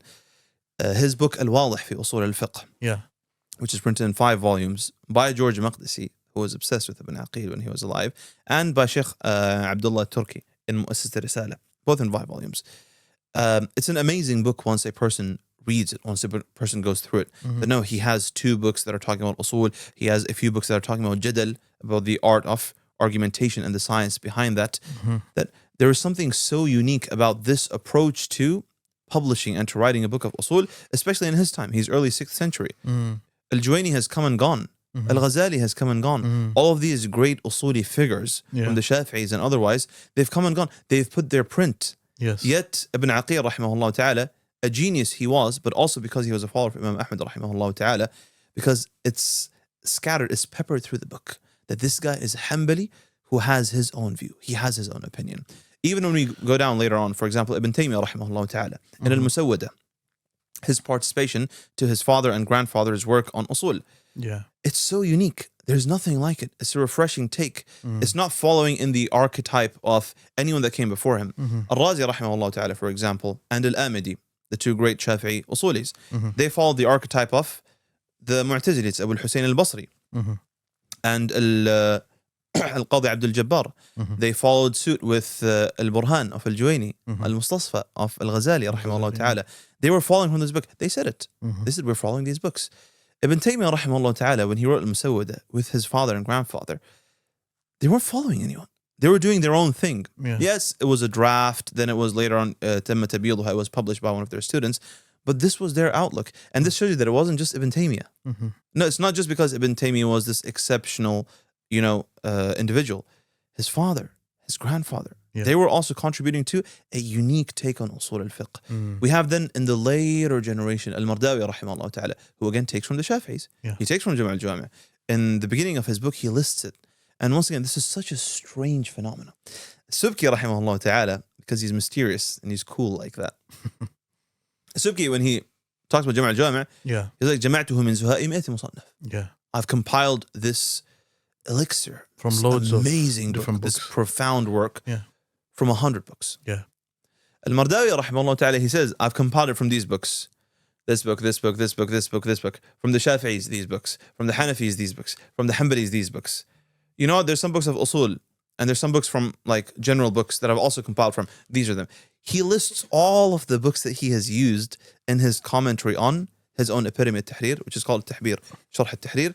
Again, it's a massive book printed in 8 large volumes from Maktabat al-Rushd. And it's one of those books that every single usuli has to go through. Just like Al-Bahr al-Muhit of al-Zarkashi, the Shafi'i scholar. Just like Ibn Hazm's Ihkam, Al-Amidi's Ihkam, Al-Razi's Mahsul.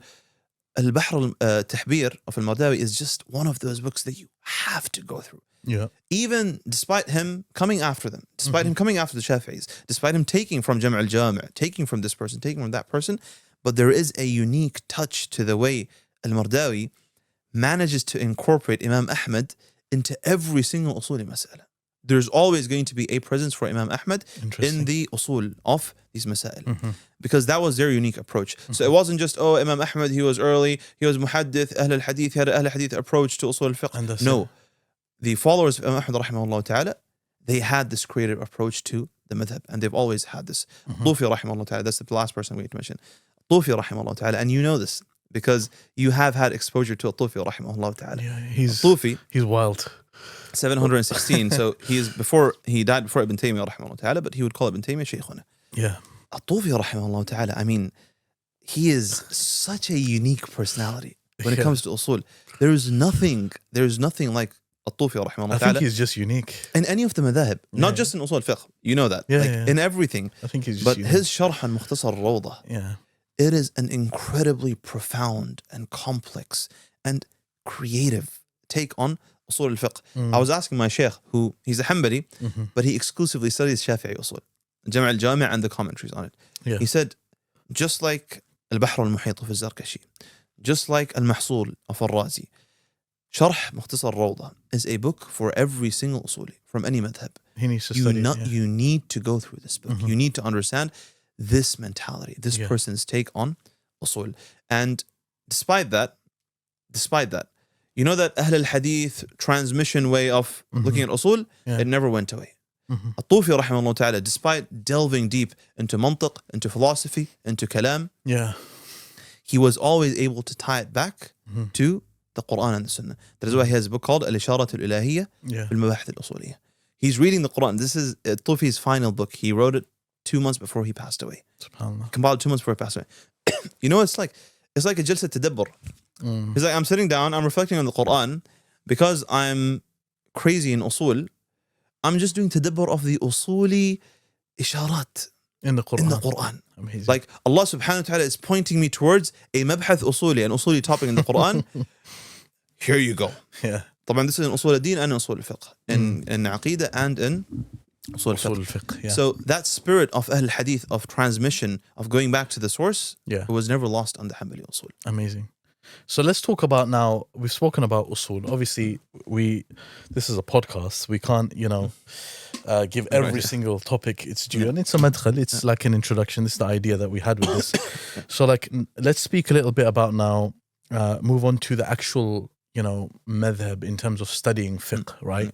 So there's brothers, sisters listening to us. They want to study the Hanbali madhab. They're interested in the Hanbali madhab. Where do they start? How does one study the madhab? Maybe I should ask you like this, what's the manhajiyah? What's the curriculum that a person would go through studying the madhab? Go from bare bones basics to like an advanced text. Beautiful question. There is we can mention publishers, right? Yeah, of course. Yeah. There is a publisher in the UK that has an affinity for printing Hanbali primers. Talking about Dar al-Arqam? Dar al-Arqam. Yeah. They have an excellent Hanbali primer that just published a few weeks ago. That is a translation of one of the Saudi mashayikh. He wrote an introduction to Zad al-Mustaqni', and we'll get to Zad al-Mustaqni' in a few minutes. Yeah. He wrote an introduction on Zad al-Mustaqni' where he was talking about the mustalahat of the madhab. This the is terminologies of the madhab. Jul Jalil's one. Yes, Dr. Jalil's translation of Sheikh Ali al-Hindi's introduction. So Sheikh Ali al-Hindi is from Ha'il. He's Saudi. He has nothing to do with India. Okay. But he wrote an introduction to the Hanbali madhab and to its terminologies, and it's been published, and it's a very beneficial work. Ibn Badran, you mentioned Ibn Badran. Ibn Badran is also a good place to start, though it is not the best. Why? Ibn Badran, rahimahullah ta'ala, in the first few chapters, it's an amazing read. He's talking about Imam Ahmad. He mentions, briefly, just like all madhab do, why I chose Imam Ahmad's madhab and why you should choose Imam Ahmad's madhab. So, it's just a push towards it. He mentions at the end, the books of the madhab, Ibn Badran, he mentions the books in the madhab, how a person should start, what are the usuli books he should be reading, what are the aqidah books he should be reading, what are the fiqh books he should be reading. He mentions all of this at the end of Al-Madkhal. In the middle of al-Madkhal though, in the middle, Ibn Badran has essentially a liquidation of usul al-fiqh. Okay. So in the middle of the book, it is so intimidating to read because he just gives you an actual mukhtasar on usul al-fiqh. There is a book of usul al-fiqh inside Ibn Badran's Madkhal. That's really good though. Is it dense as a read? It is an extremely dense Madkhal. Okay. You know where he took it from? He took it from Tufi's Sharh on his mukhtasar. Yeah, then it's obviously. Yeah. So I remember reading the Madkhal yeah. when I first became interested in the Madhab almost a decade ago. Yeah. And I put the book down. I reached the usul al-fiqh where I was like, yeah, okay, usul al-fiqh. Oh, this wajib thing, this mustahab thing. Okay, that's all easy stuff. Yeah. He gets into mantuq, mafhum. Okay. He gets into qiyas al-shabah, qiyas al-gharib. He goes deep into the madhab. He's taking it from Ibn al-Tufi's Sharh of Mukhtasar. So it becomes very challenging. It becomes very intimidating.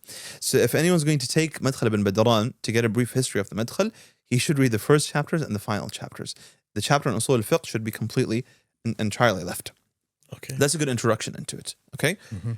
The manhajiyya, the curriculum, how it goes, and again, there's various manhajiyat. Yeah. Just a word on manhajiyat. Pick one, stick to it. Yeah. Don't ask every sheikh about a manhajiyya. Don't ask every brother about what their manhajiyya is. Don't be like, oh, the grass is green on that side, the grass is green on that side. Stick to one manhajiyya, and inshallah you shall finish it. Yeah. If you keep jumping between manhajiyat, you'll be a scholar in manhajiyat. You won't be a scholar in anything else. So that's very important. Yeah. The manhajiyya basically goes, you have to have a primer. So that would be Bidayat al-Abid, for example, of al-Ba'li, rahimahullah ta'ala, who's one of the later Hanabila, who died in 1192. It's a small text. 1192. It's a very short text, and it's only on ibadat. It's only on the fiqh of worship. And the best taba'a is Rakaiz? The best print for it would be the print of Rakaiz in Kuwait. There's another print that's very popular, Dar al-Bashair al-Islamiyya by Sheikh Muhammad bin Nasr al-Ajmi, who's again a prolific scholar of the madhab. But Rakaiz, the print of Rakaiz it's better. It's just better in the text itself. So that's Bidayat al-Abid. There's another popular text that has become popularized now, which is called Furu' al-Fiqh. Furu' al-Fiqh is by Ibn al-Mubrad, who died in 909. The difference is that Ibn al-Mubrad came before the Mu'tamid. Okay, fine. And al-Ba'li came after the Mu'tamid. Does he go away from the Mu'tamid in some We'll speak about the Mu'tamid inshallah after the curriculum. Yeah. But yeah, because he's before the Mu'tamid, there's going to be some masail, but again it's not many. So Bidayat al-Abid is the basic primer. Bidayat al-Abid has been translated. Bidayat al-Abid has many lessons online in English, in institutes in the States, institutes in the UK, and many places. Any you'd recommend in English? Or is there one like you'd recommend in English if someone wanted to study it? I mean, you wouldn't mention a name. I wouldn't specifically mention any name, but again, if you find any sharh of Bidayat al-Abid, you can go through it because it's a basic text. Even if there are mistakes, you'll catch on to them later on, and I'm sure you've noticed this. That even subhanallah, when we started studying, like we may have gone to a sheikh that's not the best. We may have listened to a sheikh that's not the best. We may have misunderstood things. But when you repeat and repeat and repeat, they clear out. That's why you don't want to overthink the process of studying. You don't overthink it. You don't want to overthink. The books and stuff like that. One of my mashayikh, I would go to him a lot about books and stuff like that, and taba'at and stuff like that. I think eventually he was like, yeah, Ibn Halal, just read. Just bloody grab the book and read it, man. Stop talking about these. He was saying to me, in his country back there, he was saying that they do the same thing. Students come and they ask loads of questions about, this print of this book and that print. And by the way, this is very true. Like you'll get lost in the source. You'll get lost in the prints, and you won't actually end up reading anything. It's the same. You'll become like a alim on books. On you prints. Won't actually know what's inside them. Yeah, that's the unfortunate thing. Yeah. So again, we start with Bidayat al-Abid, which is the primer by Imam al-Ba'li rahimahullah ta'ala. Yeah. That's where most people start. Then you move on to Aqsar al-Mukhtasarat. Yes. Aqsar al-Mukhtasarat by Ibn Balban, who passed away in 1083. And Aqsar al-Mukhtasarat, once again, it's been printed. It's been translated in English. The best print for it is once again Rakaiz, which is a publishing house in Kuwait that specializes in Hanbali studies, but they do venture in other things as well. Aqsar al-Mukhtasarat, once again, it's been translated. It's being taught worldwide in English, so it shouldn't be difficult to find someone to teach you Aqsa al-Mukhtasarat after you graduate from Bidayat al-Abid. Because Bidayat al-Abid should be the essentials. You should start out there. You shouldn't start out with Aqsa al-Mukhtasarat, in my opinion. Because you need to get down the fiqh of ibadat down first. Yeah. And more importantly, you need to get down the terminology. This fear of, oh, this is wajib, yusannu, yustahabbu. You need to get this fear out. Yeah. And that's going to happen with a small text. And one thing I've noticed, like, it's probably, I think it's probably simple. You can mention, you can tell me if it is, but even in the Shafi'i madhab, for example, if someone just starts with Abi Shuja', for example, you would have missed, even though you can do that, but you would have missed really important things that are mentioned in Safinatul Najah because it's focused on, ibadat. There would be really important things like on bulugh, for example, and other things. Some of the shurut of specific things, right? You would have missed that. That's actually a beautiful point because it's the same thing for Bidayat al-Abid and Aqsa al-Mukhtasarat. Okay, yeah. There are rulings in Bidayat al-Abid that are not mentioned in Aqsa al-Mukhtasarat. Yeah. That when I comment on Aqsa al-Mukhtasarat, I bring them from there. You have to bring them from there. I bring them from there because they are important for someone. Yeah. Because most Muslimin, alhamdulillah, they want to practice their religion ala basira. They want to know how they're worshipping Allah subhanahu wa ta'ala. So you need these kinds of things. Yeah. So it's Bidayat al-Abid, Aqsa al-Mukhtasarat. Both of these have been translated. Both of them have commentaries. Both of them, there are live lessons going on right now worldwide on both of these texts in English and in Arabic. If someone wants to read a good basic sharh in Arabic, for our brothers who understand Arabic, on Bidayat al-Abid, any you recommend? A good sharh? So Bidayat al-Abid, Raka'is themselves, our Mashayikh, Sheikh Anas al-Yatama and Sheikh Abdul Aziz al-Aidan, every book they publish at Raka'is, they publish a sharh with it. Beautiful. So Bidayat al-Abid was published, a few years later, they published Muniyat al-Sajid, which is their own commentary on Bidayat al-Abid. Nice. And because these two Mashayikh are experts in the Madhab, they tailor it to everyone's requirements. Nice. So Bidayat al-Abid, it's not going to include like what Ibn Taymiyyah said. No. You just need to know what the author is saying and how the Madhab deals with it. Move on to the next one. Okay. So you get this sense of achievement. And alhamdulillah, I've finished something. I've done a book. Yeah. You move on to the next one. Yeah. So the next one, they also have a sharh on it. Yeah. It's called الدلائل والإشارات شرح أقصى المختصرات. Nice. Okay. 2 volumes. Recently, they published something called مختصر الإفادات على أقصى المختصرات. Nice. It's confusing because we have a book in the Madhab called مختصر الإفادات. Okay, fine. It's also by Ibn Bilban, who is the author of أقصى المختصرات. Okay. So it's slightly confusing, but it was published in 1 volume. It's a more concise sharh. Nice. Their sharh الدلائل والإشارات is one of the best shuruh that is written. On أقصر. On أقصى المختصرات. So on Bidayat al-Abid, you have Muniyat al-Sajid, which is the one that I would recommend. When you move on to أقصى المختصرات, you have الدلائل والإشارات for these two, by these two mashayikh. You also have a very important sharh that is just to calibrate your understanding of the madhab, which is by our Sheikh al-Hanbali, Ahmed al-Qaymi. Sheikh Ahmed al-Qaymi, who is one of the leading authorities in the Hanbali madhab, he has a sharh called al-Hawashi al-Sabiqat. Al-Hawashi al-Sabiqat is a sharh that has been read for over a decade now. It is a sharh that was written by someone who is arguably one of the most knowledgeable people on about the madhab living and existing in our world now. And it's been rajat, it's been edited, it's been looked over, it's been corrected by people who are very close to his caliber, by people who've memorized like the books of the madhab. They're correcting it.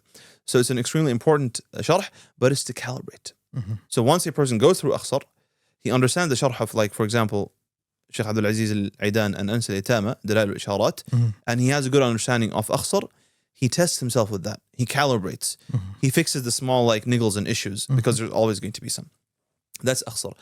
After Aqsar, everyone has a recommendation that you should have an intermediary book. Yeah. No, you should just jump to either Zad or Dalil. Okay. Zad al-Mustaqni' by al-Hajjawi. Or Dalil al-Talib.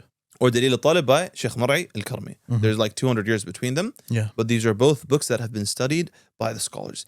Dalil al-Talib, interestingly, has been studied more than Zad.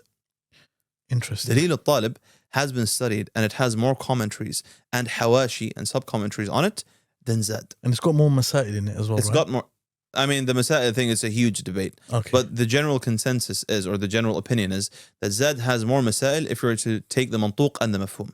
Okay, fine. So what's written down and what is alluded to, they would amount to like almost 6,000 masail.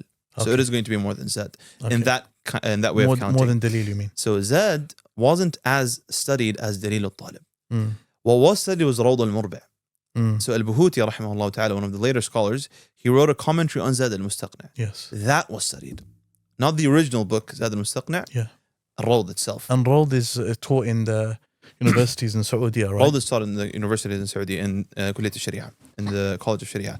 So a person should jump from Akhsar to Zad or to Dalil. And if he has a good understanding of Akhsar, it's not going to take him long to go through those two books. He will get through them quite quickly. You're saying he should do the matan first? He must do the matan first. Just Dalil or Zad? First. I think this is the general opinion, that you do the matan first before you move on to the Sharh. Okay.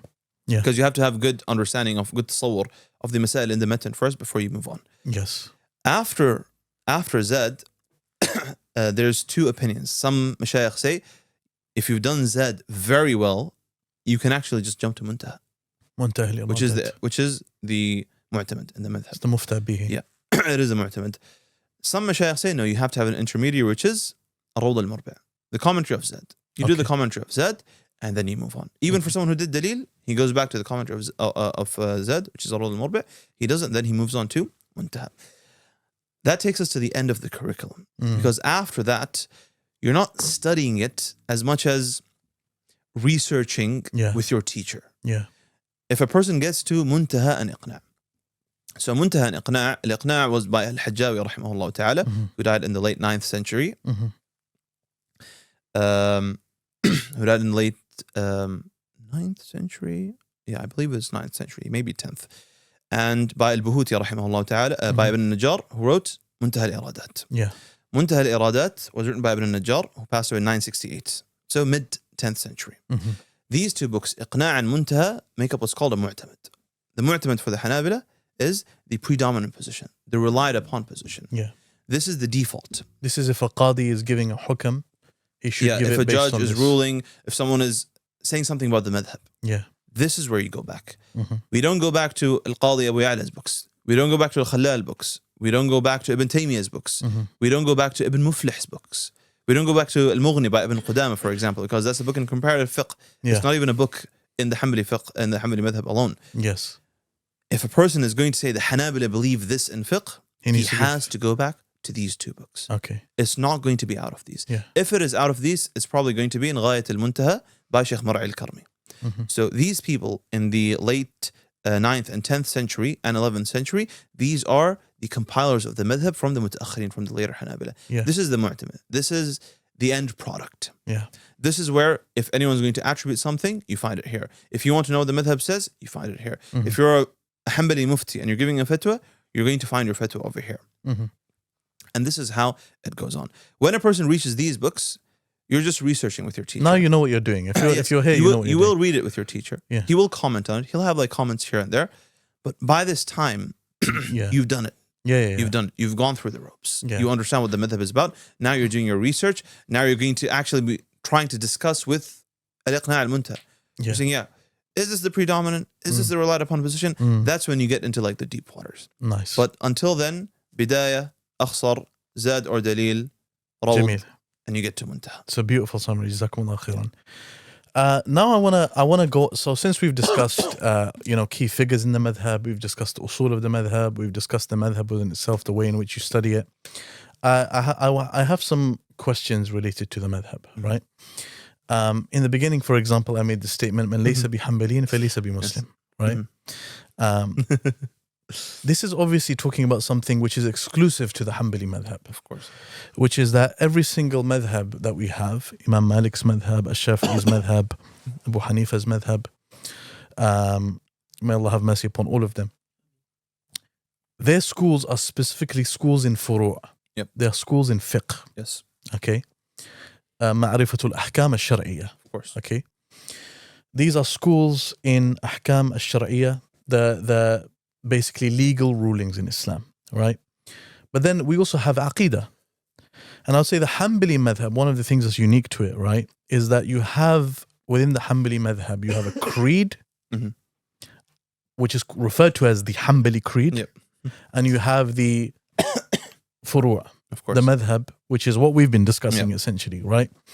And Hanbali creed would obviously go back to Imam Hanbal, and then you have various scholars from the madhab having their own positions, etc. Some different influences from outside of the madhab, etc. Different things. That's a whole deep topic. It can become a can of worms that we don't want to open, right? And this podcast will become even more controversial, right? So let's not do that. But I want to ask you a question, which is, so obviously this statement when he said it, man laysa bi Hanbaliin fa laysa bi Muslim, he's talking about the creed. Of course. Whoever is not on the creed of the Hanabila, which obviously is the correct creed to be on, then he's not a Muslim, right? That was the understanding of that statement. My question to you is the following. When we think of creed in this day and age, we think of Ibn Taymiyyah. Right, rahimahullah ta'ala. First of all, without discussing creed, what's Ibn Taymiyyah's position in the Hanbali madhab? Because even me personally, I've come across this, that there are different views on this, right? You'll hear people saying different things, and I'm not saying these people are authoritative within themselves, right? But you'll hear things going around. Ibn Taymiyyah, he's not important in the Hanbali madhab, right? And then you'll hear people saying Ibn Taymiyyah is a wajh in the madhab. He's so important in the madhab. Tell us, like, what's the actual objective fair position on this matter? So I would say, just as a word of caution, any sort of ta'deel or tajrih that comes from modern contemporaries on any scholar of the past, this is very important, has to come with a bayan. Yeah. It has to come with detailing. Yeah. You cannot tell me this guy's a bad guy, this guy's a good guy. That's just not sufficient. Yeah. Especially when you're talking about someone like Ibn Taymiyyah, rahimahullah ta'ala. It doesn't suffice. It shouldn't suffice. No one should accept such a blanket statement. Except if a person has full trust that this person that I'm listening to, you know what? He is 100% on the haqq. He is 100% on the sunnah. And I just trust his judgment blindly. If a person is going to get to that level and they genuinely don't want to put in the effort to find out, then that's their own prerogative. That's something that they have to be accountable for. But the general rule is that no, there should be detailing when talking about these things. No, and if you're a muqallid on this type of issue, then you shouldn't have a strong opinion anyway. That's very true. That's very true. I mean, Just say, this is what my sheikh says. It's fine. I say otherwise. My word and his word. It boils down to that. Ibn Taymiyyah, rahimahullah ta'ala, his own work on fiqh, I mean, it's quite copious, but one example of it is Sharh al-Umdah. His Sharh of Ibn Qudamah, rahimahullah ta'ala's book. Which he wrote when he was young, right? Which he wrote in his younger years. Yeah. In his younger years. And again, it goes to show the importance of the madhab. That Ibn Taymiyyah, rahimahullah ta'ala, the irony of it is that was in a madhab. He was in a madhab, and that madhab is what allowed him to reach the status he reached. Yeah. That is why people after him are saying, yes, this guy's a mujtahid mutlaq. That is why al-Tufi, the genius, is like, yes, Ibn Taymiyyah, rahimahullah ta'ala, is a mujtahid mutlaq. Because he started from that organized framework of complementary and comparative efforts. That is how he became mujtahid. Ibn Taymiyyah, rahimahullah ta'ala, when it comes to the madhab, as I said, his most important contribution that is written down is Sharh al-Umdah. Which is, once again, it's quoted by the Hanabila, it's respected by the Hanabila, it's been written by the Hanabila. So, no, it's not something that was just put aside for obscurity and it's been left behind. No, it was a celebrated work in the madhab. His direct student, Ibn Muflih, rahimahullah ta'ala, who is called Miknasatul Madhab. He's the guy who compiled the madhab, just like Al-Khalal compiled it before. He's Ibn Taymiyyah's student, Ibn Muflih, rahimahullah, is Ibn Taymiyyah's student, and in Al-Furu', which is once again one of the key works in the madhab. So we have Al-Iqna' al-Muntaha. These go back to the books of Al-Mardawi, the 3 books, Al-Insaf, Al-Tanqih, and Tasheeh al-Furu'. What's Tasheeh al-Furu'? It's a correction of this book, Al-Furu'. This is what the entire madhab rests on, the madhab of the mutaakhirin. It rests on these books. Ibn Muflih, rahimahullah, Al-Furu', he keeps on saying, قال شيخنا, قال شيخنا, قال شيخنا, our shaykh said to us, our shaykh said to us. And that only means Ibn Taymiyyah. Ibn Muflih studied with tens of Hanbali mashayikh. The only one who he mentions in the book when he says Shaykhuna is Ibn Taymiyyah, rahimahullah ta'ala. And sometimes it's funny because he says, وقال شيخنا كذا قال. He'll mention an opinion that Ibn Taymiyyah, rahimahullah ta'ala, had For example, I'll just mention this as a furu'i thing. Ibn Taymiyyah rahimahullah was of the opinion that if a person has no water, he has no sand to do tayammum with, he has no means of doing tahara, which is rafa al-hadath wa zawal al-khabath, he's allowed to pray his salah and read as long as he wants. The Hanabali are like, no, he only reads the obligations. So he reads Fatiha, Subhan Rabbil A'la once, Subhan Rabbil Azim once. Ibn Taymiyyah was like, it's fine. When he salis, he can do whatever he wants. Ibn Muflih, he mentions this, and then he says, كذا قال.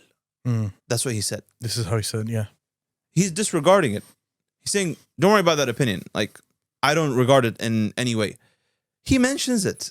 Why is he mentioning it for you? Ibn Muflih is saying, this opinion our Shaykh said to us, كذا قال. That's what he said. We don't take this opinion. As Hanabila, we don't take this opinion. It's not an opinion that exists. But even when he is disregarding Shaykh al-Islam's opinion, he's mentioning it. He's mentioning it. Not in any random book, in one of the most important books in the Madhab. Yeah. It means something. When you go later on to al-Mardawi, rahimahullah ta'ala, in al-Insaf, and al-Mardawi in general, he is a personality that hasn't been well researched in his obsession with Ibn Taymiyyah, by the way. Al-Mardawi in his Insaf, again, it's printed with al-Muqna' and al-Sharh al-Kabir in 32 volumes. In 32 volumes. You cannot actually put it on one of those IKEA bookshelves. It doesn't fit. It is always mentioned, قال تقي الدين, قال الشيخ تقي الدين, قال تقي الدين.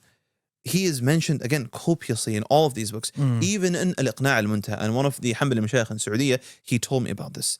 He said that Al-Buhuti, when it comes to some controversial opinions that Ibn Taymiyyah held, some of the opinions that he was like, a bit avant-garde, he was a bit alone in those opinions in the madhab. For example, some issues on divorce, the issue of ziyarah of the Prophet ﷺ's grave. He was mentioning to me that through his research in Al-Muntaha, and he's someone who has a Sharh on Rawd al-Murbi' that has been published recently.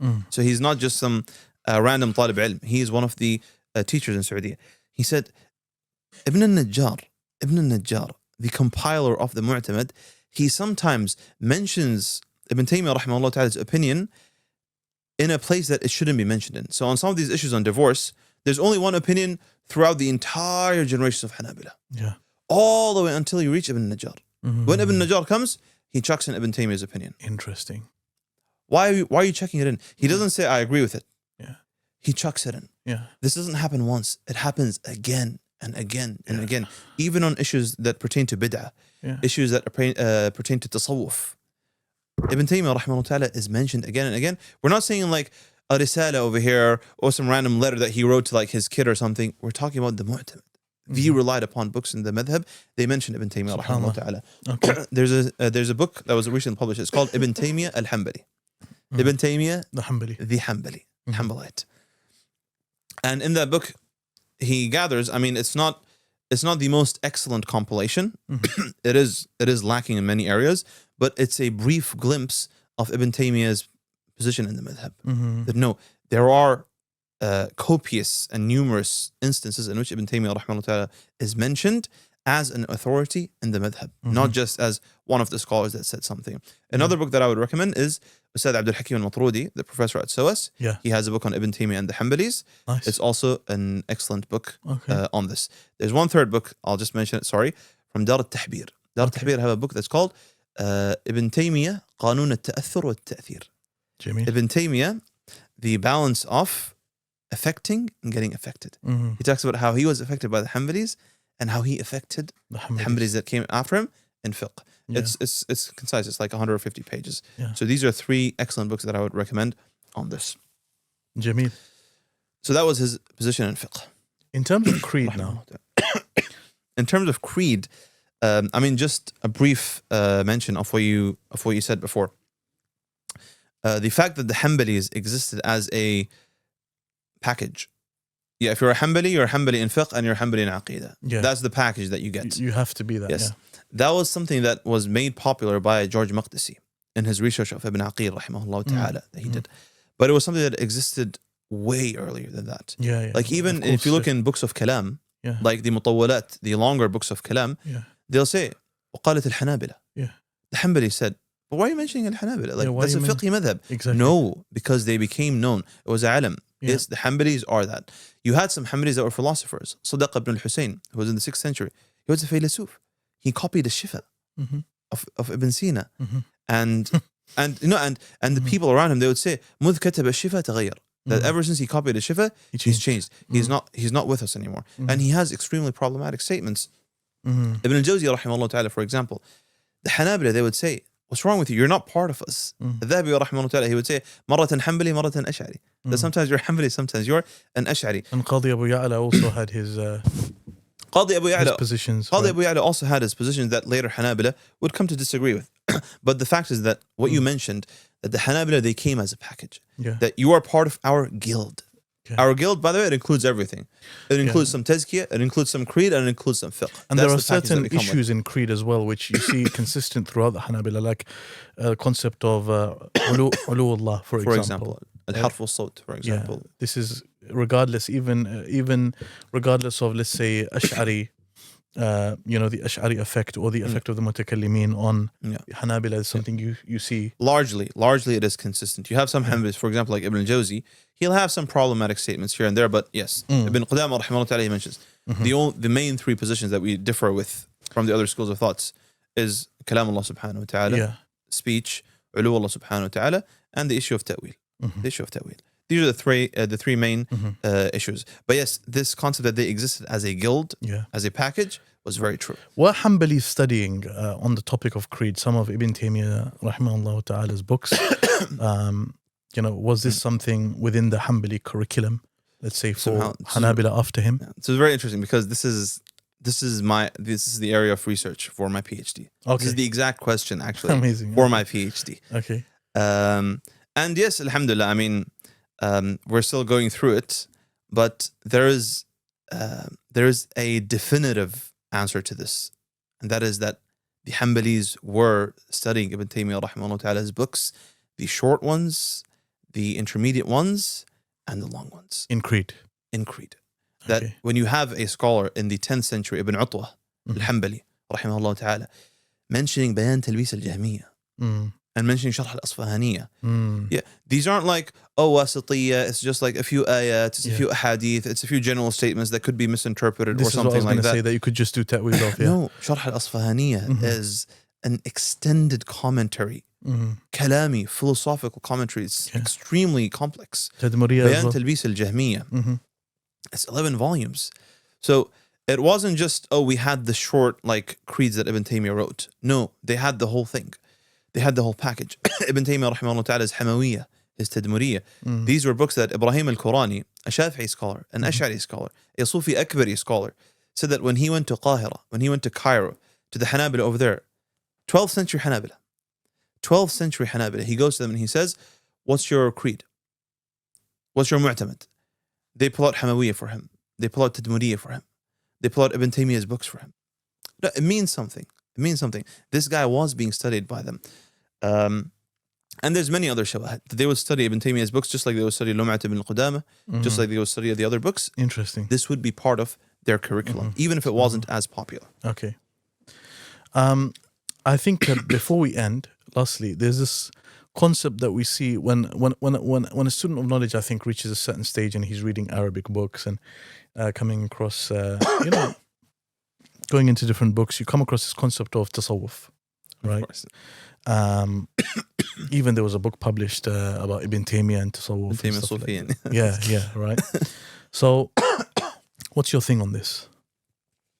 I think there is a thing on this. Okay. Once again, to tie it back to the mu'tamad, the actual relied upon position in the madhab, within the mu'tamadat, within iqna', you shall find statements condemning some Sufi practices. Within iqna' you find statements condemning, for example, the khirqa culture. Yes, please, jazakallah khairan. Yeah. The khirqa culture. Yeah. Which again, Ibn Taymiyyah rahimahullah ta'ala, I mean, I think it's, a person can safely say that Ibn Taymiyyah rahimahullah ta'ala engaged in this at an earlier age. He did engage in the khirqa. George Maqdisi mentioned this before his passing. But no, it's something that's been documented otherwise. And the best documentation of it is by someone called Mahmoud Abu Hayyan, who is a prolific student of knowledge. He's someone who's finished all published books, and he's just reading manuscripts now because he's bored. So Mahmoud Abu Hayyan is someone that I recommend everyone from any madhab who understands Arabic to go and follow, because it is an extremely important person. Okay. like in our day and age. Muhammad Abu Hayyan, he definitively like researched this, and he concludes that Ibn Taymiyyah at an earlier age he was involved in this, and there's no qualms about that. Yeah, that's fine. Yeah, at an earlier age he was. Ibn al-Qayyim expresses this type of thing. What I dislike is to simplify the question of Hanabila and Tasawwuf to such a like in Arabic they say it's quite savage. It's childish. It's a childish simplification of this. Like you don't want to think about the complexities. So like it's fine. Some Hanbalis are Mutasawwifa, that's fine, let's move on. Like recently I was reading a book by a Naqshbandi scholar over here in the UK. He wrote a book on the Naqshbandiyya, and he mentions Imam Ahmad as one of the Sufi saints. He mentions Ibn Taymiyyah as one of the Sufi saints. He mentions Ibn al-Qayyim as one of the Sufi saints. Ibn Rajab as one of the Sufi saints. You can't call any speak of tazkiyah tasawwuf because it has a connotation to it. It has a certain vibe to it. There are certain things that come even into the Sufis your mind, themselves. Ibn Zarruq al-Fasi, he has multiple books on tasawwuf. He says like, this is how you know a Sufi, and this is how you know someone who's not a Sufi. He explains it to you. So this oversimplification of it, that it's just tazkiyah, it's false in and of itself.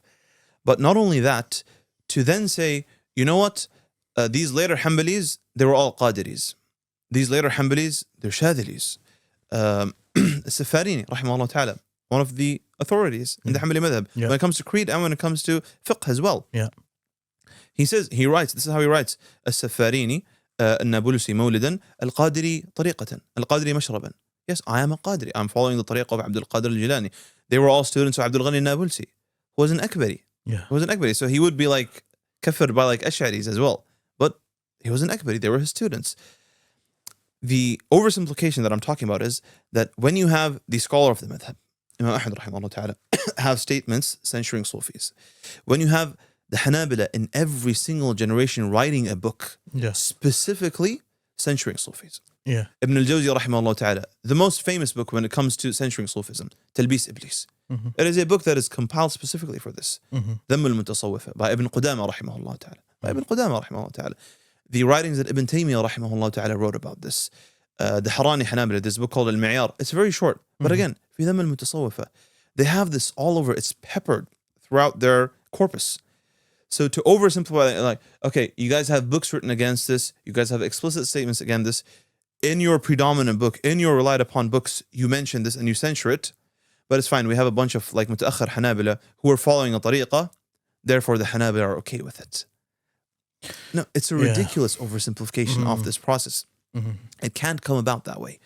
And it shouldn't come about that way. It just shows a level of lazy scholarship when it comes to this. It's like, some of these Hanabila. Another level of lazy scholarship is when a person says Ibn Taymiyyah rahimahullah ta'ala said this good thing about the Mutasawwifa. Just like the Mawlid, for example. I remember we were having a discussion about this, you and I. That the Mawlid, Ibn Taymiyyah rahimahullah ta'ala, in one of his rasail, he says, some people, they celebrate the Mawlid and they mean good, so Allah subhanahu wa ta'ala rewards them for that good intention, but doesn't reward them for the deed itself. If you pull that out of Ibn Taymiyyah and you don't contextualize it, Ibn Taymiyyah is essentially like a Sufi wearing a green turban and saying Mawlid is okay. But he's not like that. Similarly, when it comes to Mutasawwifa, Ibn Taymiyyah has many statements where he's praising the Mutasawwifa. He's saying that they have good awrad, they have good riyadat, they have good exercises. But he has more statements clarifying and explaining how they're wrong, where it went off for them. So you can't show this side and hide that side and present that as, Ibn Taymiyyah Sufiyan, as Ali Shu'aybi did in his book, Ibn Taymiyyah Sufiyan. No. Ibn Taymiyyah laysa Sufiyan. There's a whole other side of Ibn Taymiyyah that you can't selectively hide and opt to like just leave out of your book and omit it just because it doesn't serve that agenda. And I think this goes back to the first thing we spoke about in this whole discussion, is that these debates are heated, they're emotional, they're controversial. لا يقضي القاضي وهو غضبان. Don't make a decision when you're emotional, when you're distressed, when you're in the middle of an argument with someone online or in person. Let it settle. Go back, read on it. There's lots of material on this, academic and otherwise. And subhanAllah, if a person like truthfully seeks the haqq, Allah subhanahu wa ta'ala gifts it to them. I mean, when the Prophet sallallahu alaihi wasallam, when someone comes to us with a specific hadith of the Prophet sallallahu alaihi wasallam, and this individual tries to take all nuances out of the situation, just says, but there's a clear hadith on this issue, and then we bring them, but the sunnah isn't treated like this. and we bring them other ahadith on the topic, Yeah, and we course, explain that the sunnah is taken holistically. Yeah. It's right? not treated as particulars. Yeah, you don't just come with one hadith on one issue course, and you just say, "Khalas, this is all of this issue," right? We should treat the statements of ulama like that. We should treat the statements of everyone like that. We should be fair. The Quran, even the Quran, subhanallah, is fair. When the Quran, when the Quran speaks about, the Christians, for example, from amongst them are those who, you can trust them. Of course, you'll give you can trust them, and from amongst them are those you can't trust. Right? This is insaf. Now, if someone came and said, "Oh, the Quran just praises all Christians," and the Quran is praising Christianity. It would be ridiculous. It would be ridiculous. Like just to mention one story, in the 5th century. Yeah. 5th century. So quite early on, there was a story of one of the Hanbali, the Hanbali mashayikh who was buried in a Sufi graveyard. Yeah. It's ironic because Ibn Taymiyyah was buried in a Sufi graveyard. Yeah. But that's how it was updated. It moved on. It shifted to something else. That's fine. But in the earlier generations, tasawwuf was a clear name for something that had a negative connotation for the Hanabila. The children of this person who was buried, they weren't there when he was buried. So they come later and they say, هذا رجل حنبلي ما يفعل في مقبرة الصوفية. Like, this guy's a Hanbali. Why is he in a Sufi graveyard? Like, he shouldn't be. He doesn't belong over there. Like, even when he was dead. And they pull him out of his grave and they put him in the Hanbali graveyard. Yeah. That is how far the Hanbalis went with their feud with the Sufis in the earlier generations. Now, later on, when that term became known as, just tazkiyah, anyone who talks about like fada'il al-a'mal, anyone who talks about like heart softeners, it's labeled as tasawwuf. That's fine. That's when Ibn Taymiyyah rahimahullah ta'ala, that was part of his like brilliance. Is that he would expand. Yeah, he would expand when a term would expand. If it was tight, I'd tighten back. If it's going to expand, I'm going to expand with it. And that was the insaf that we're talking about. That is where fairness comes in. That is where nuance came with him, rahimahullah ta'ala. SubhanAllah, we've spoken about so many things. Hopefully, we've this is one of the longer podcasts, subhanAllah, 2 hours. And you never know, subhanAllah, where it takes us. We may do part 2 of all of these, or do specific topics as well, inshallah ta'ala, dig deeper. Hopefully, inshallah, we've done some justice to the topic. If there are brothers and sisters out there that are interested in the madhab, hopefully you learned something from this topic. I'd like to thank you for hosting me. It was a great opportunity. And alhamdulillah, I never expected we'd get to like 2 hours. I think alhamdulillah, it's a lot to speak about, and we still haven't spoken about everything. To be honest, there's still so much left. There is a lot. There's many more questions. But I also want to have mercy on the editor as well. Of course, yes. Sheikh Rashid, barakallah feekum. Jazakumullah khairan for coming. It was a pleasure to be here, and jazakumullah khairan for your attentive listening. Amazing. And brothers and sisters, do look out for some of the future podcasts in this series within the al-Majlis podcast on the madhab. The next one may be the Maliki madhab. I'm still trying to set it up, inshallah ta'ala. Let's see. Also, if you have any suggestions who I should get for the Shafi'i madhab or the Hanafi madhab, maybe there's people I know but they're not coming to mind, you can DM me on Instagram or on Twitter, and we can see what we can do, inshallah ta'ala. And we'll leave it at that. Barakallahu feekum. Jazakumullahu khairan. Assalamu alaikum wa rahmatullahi wa barakatuh.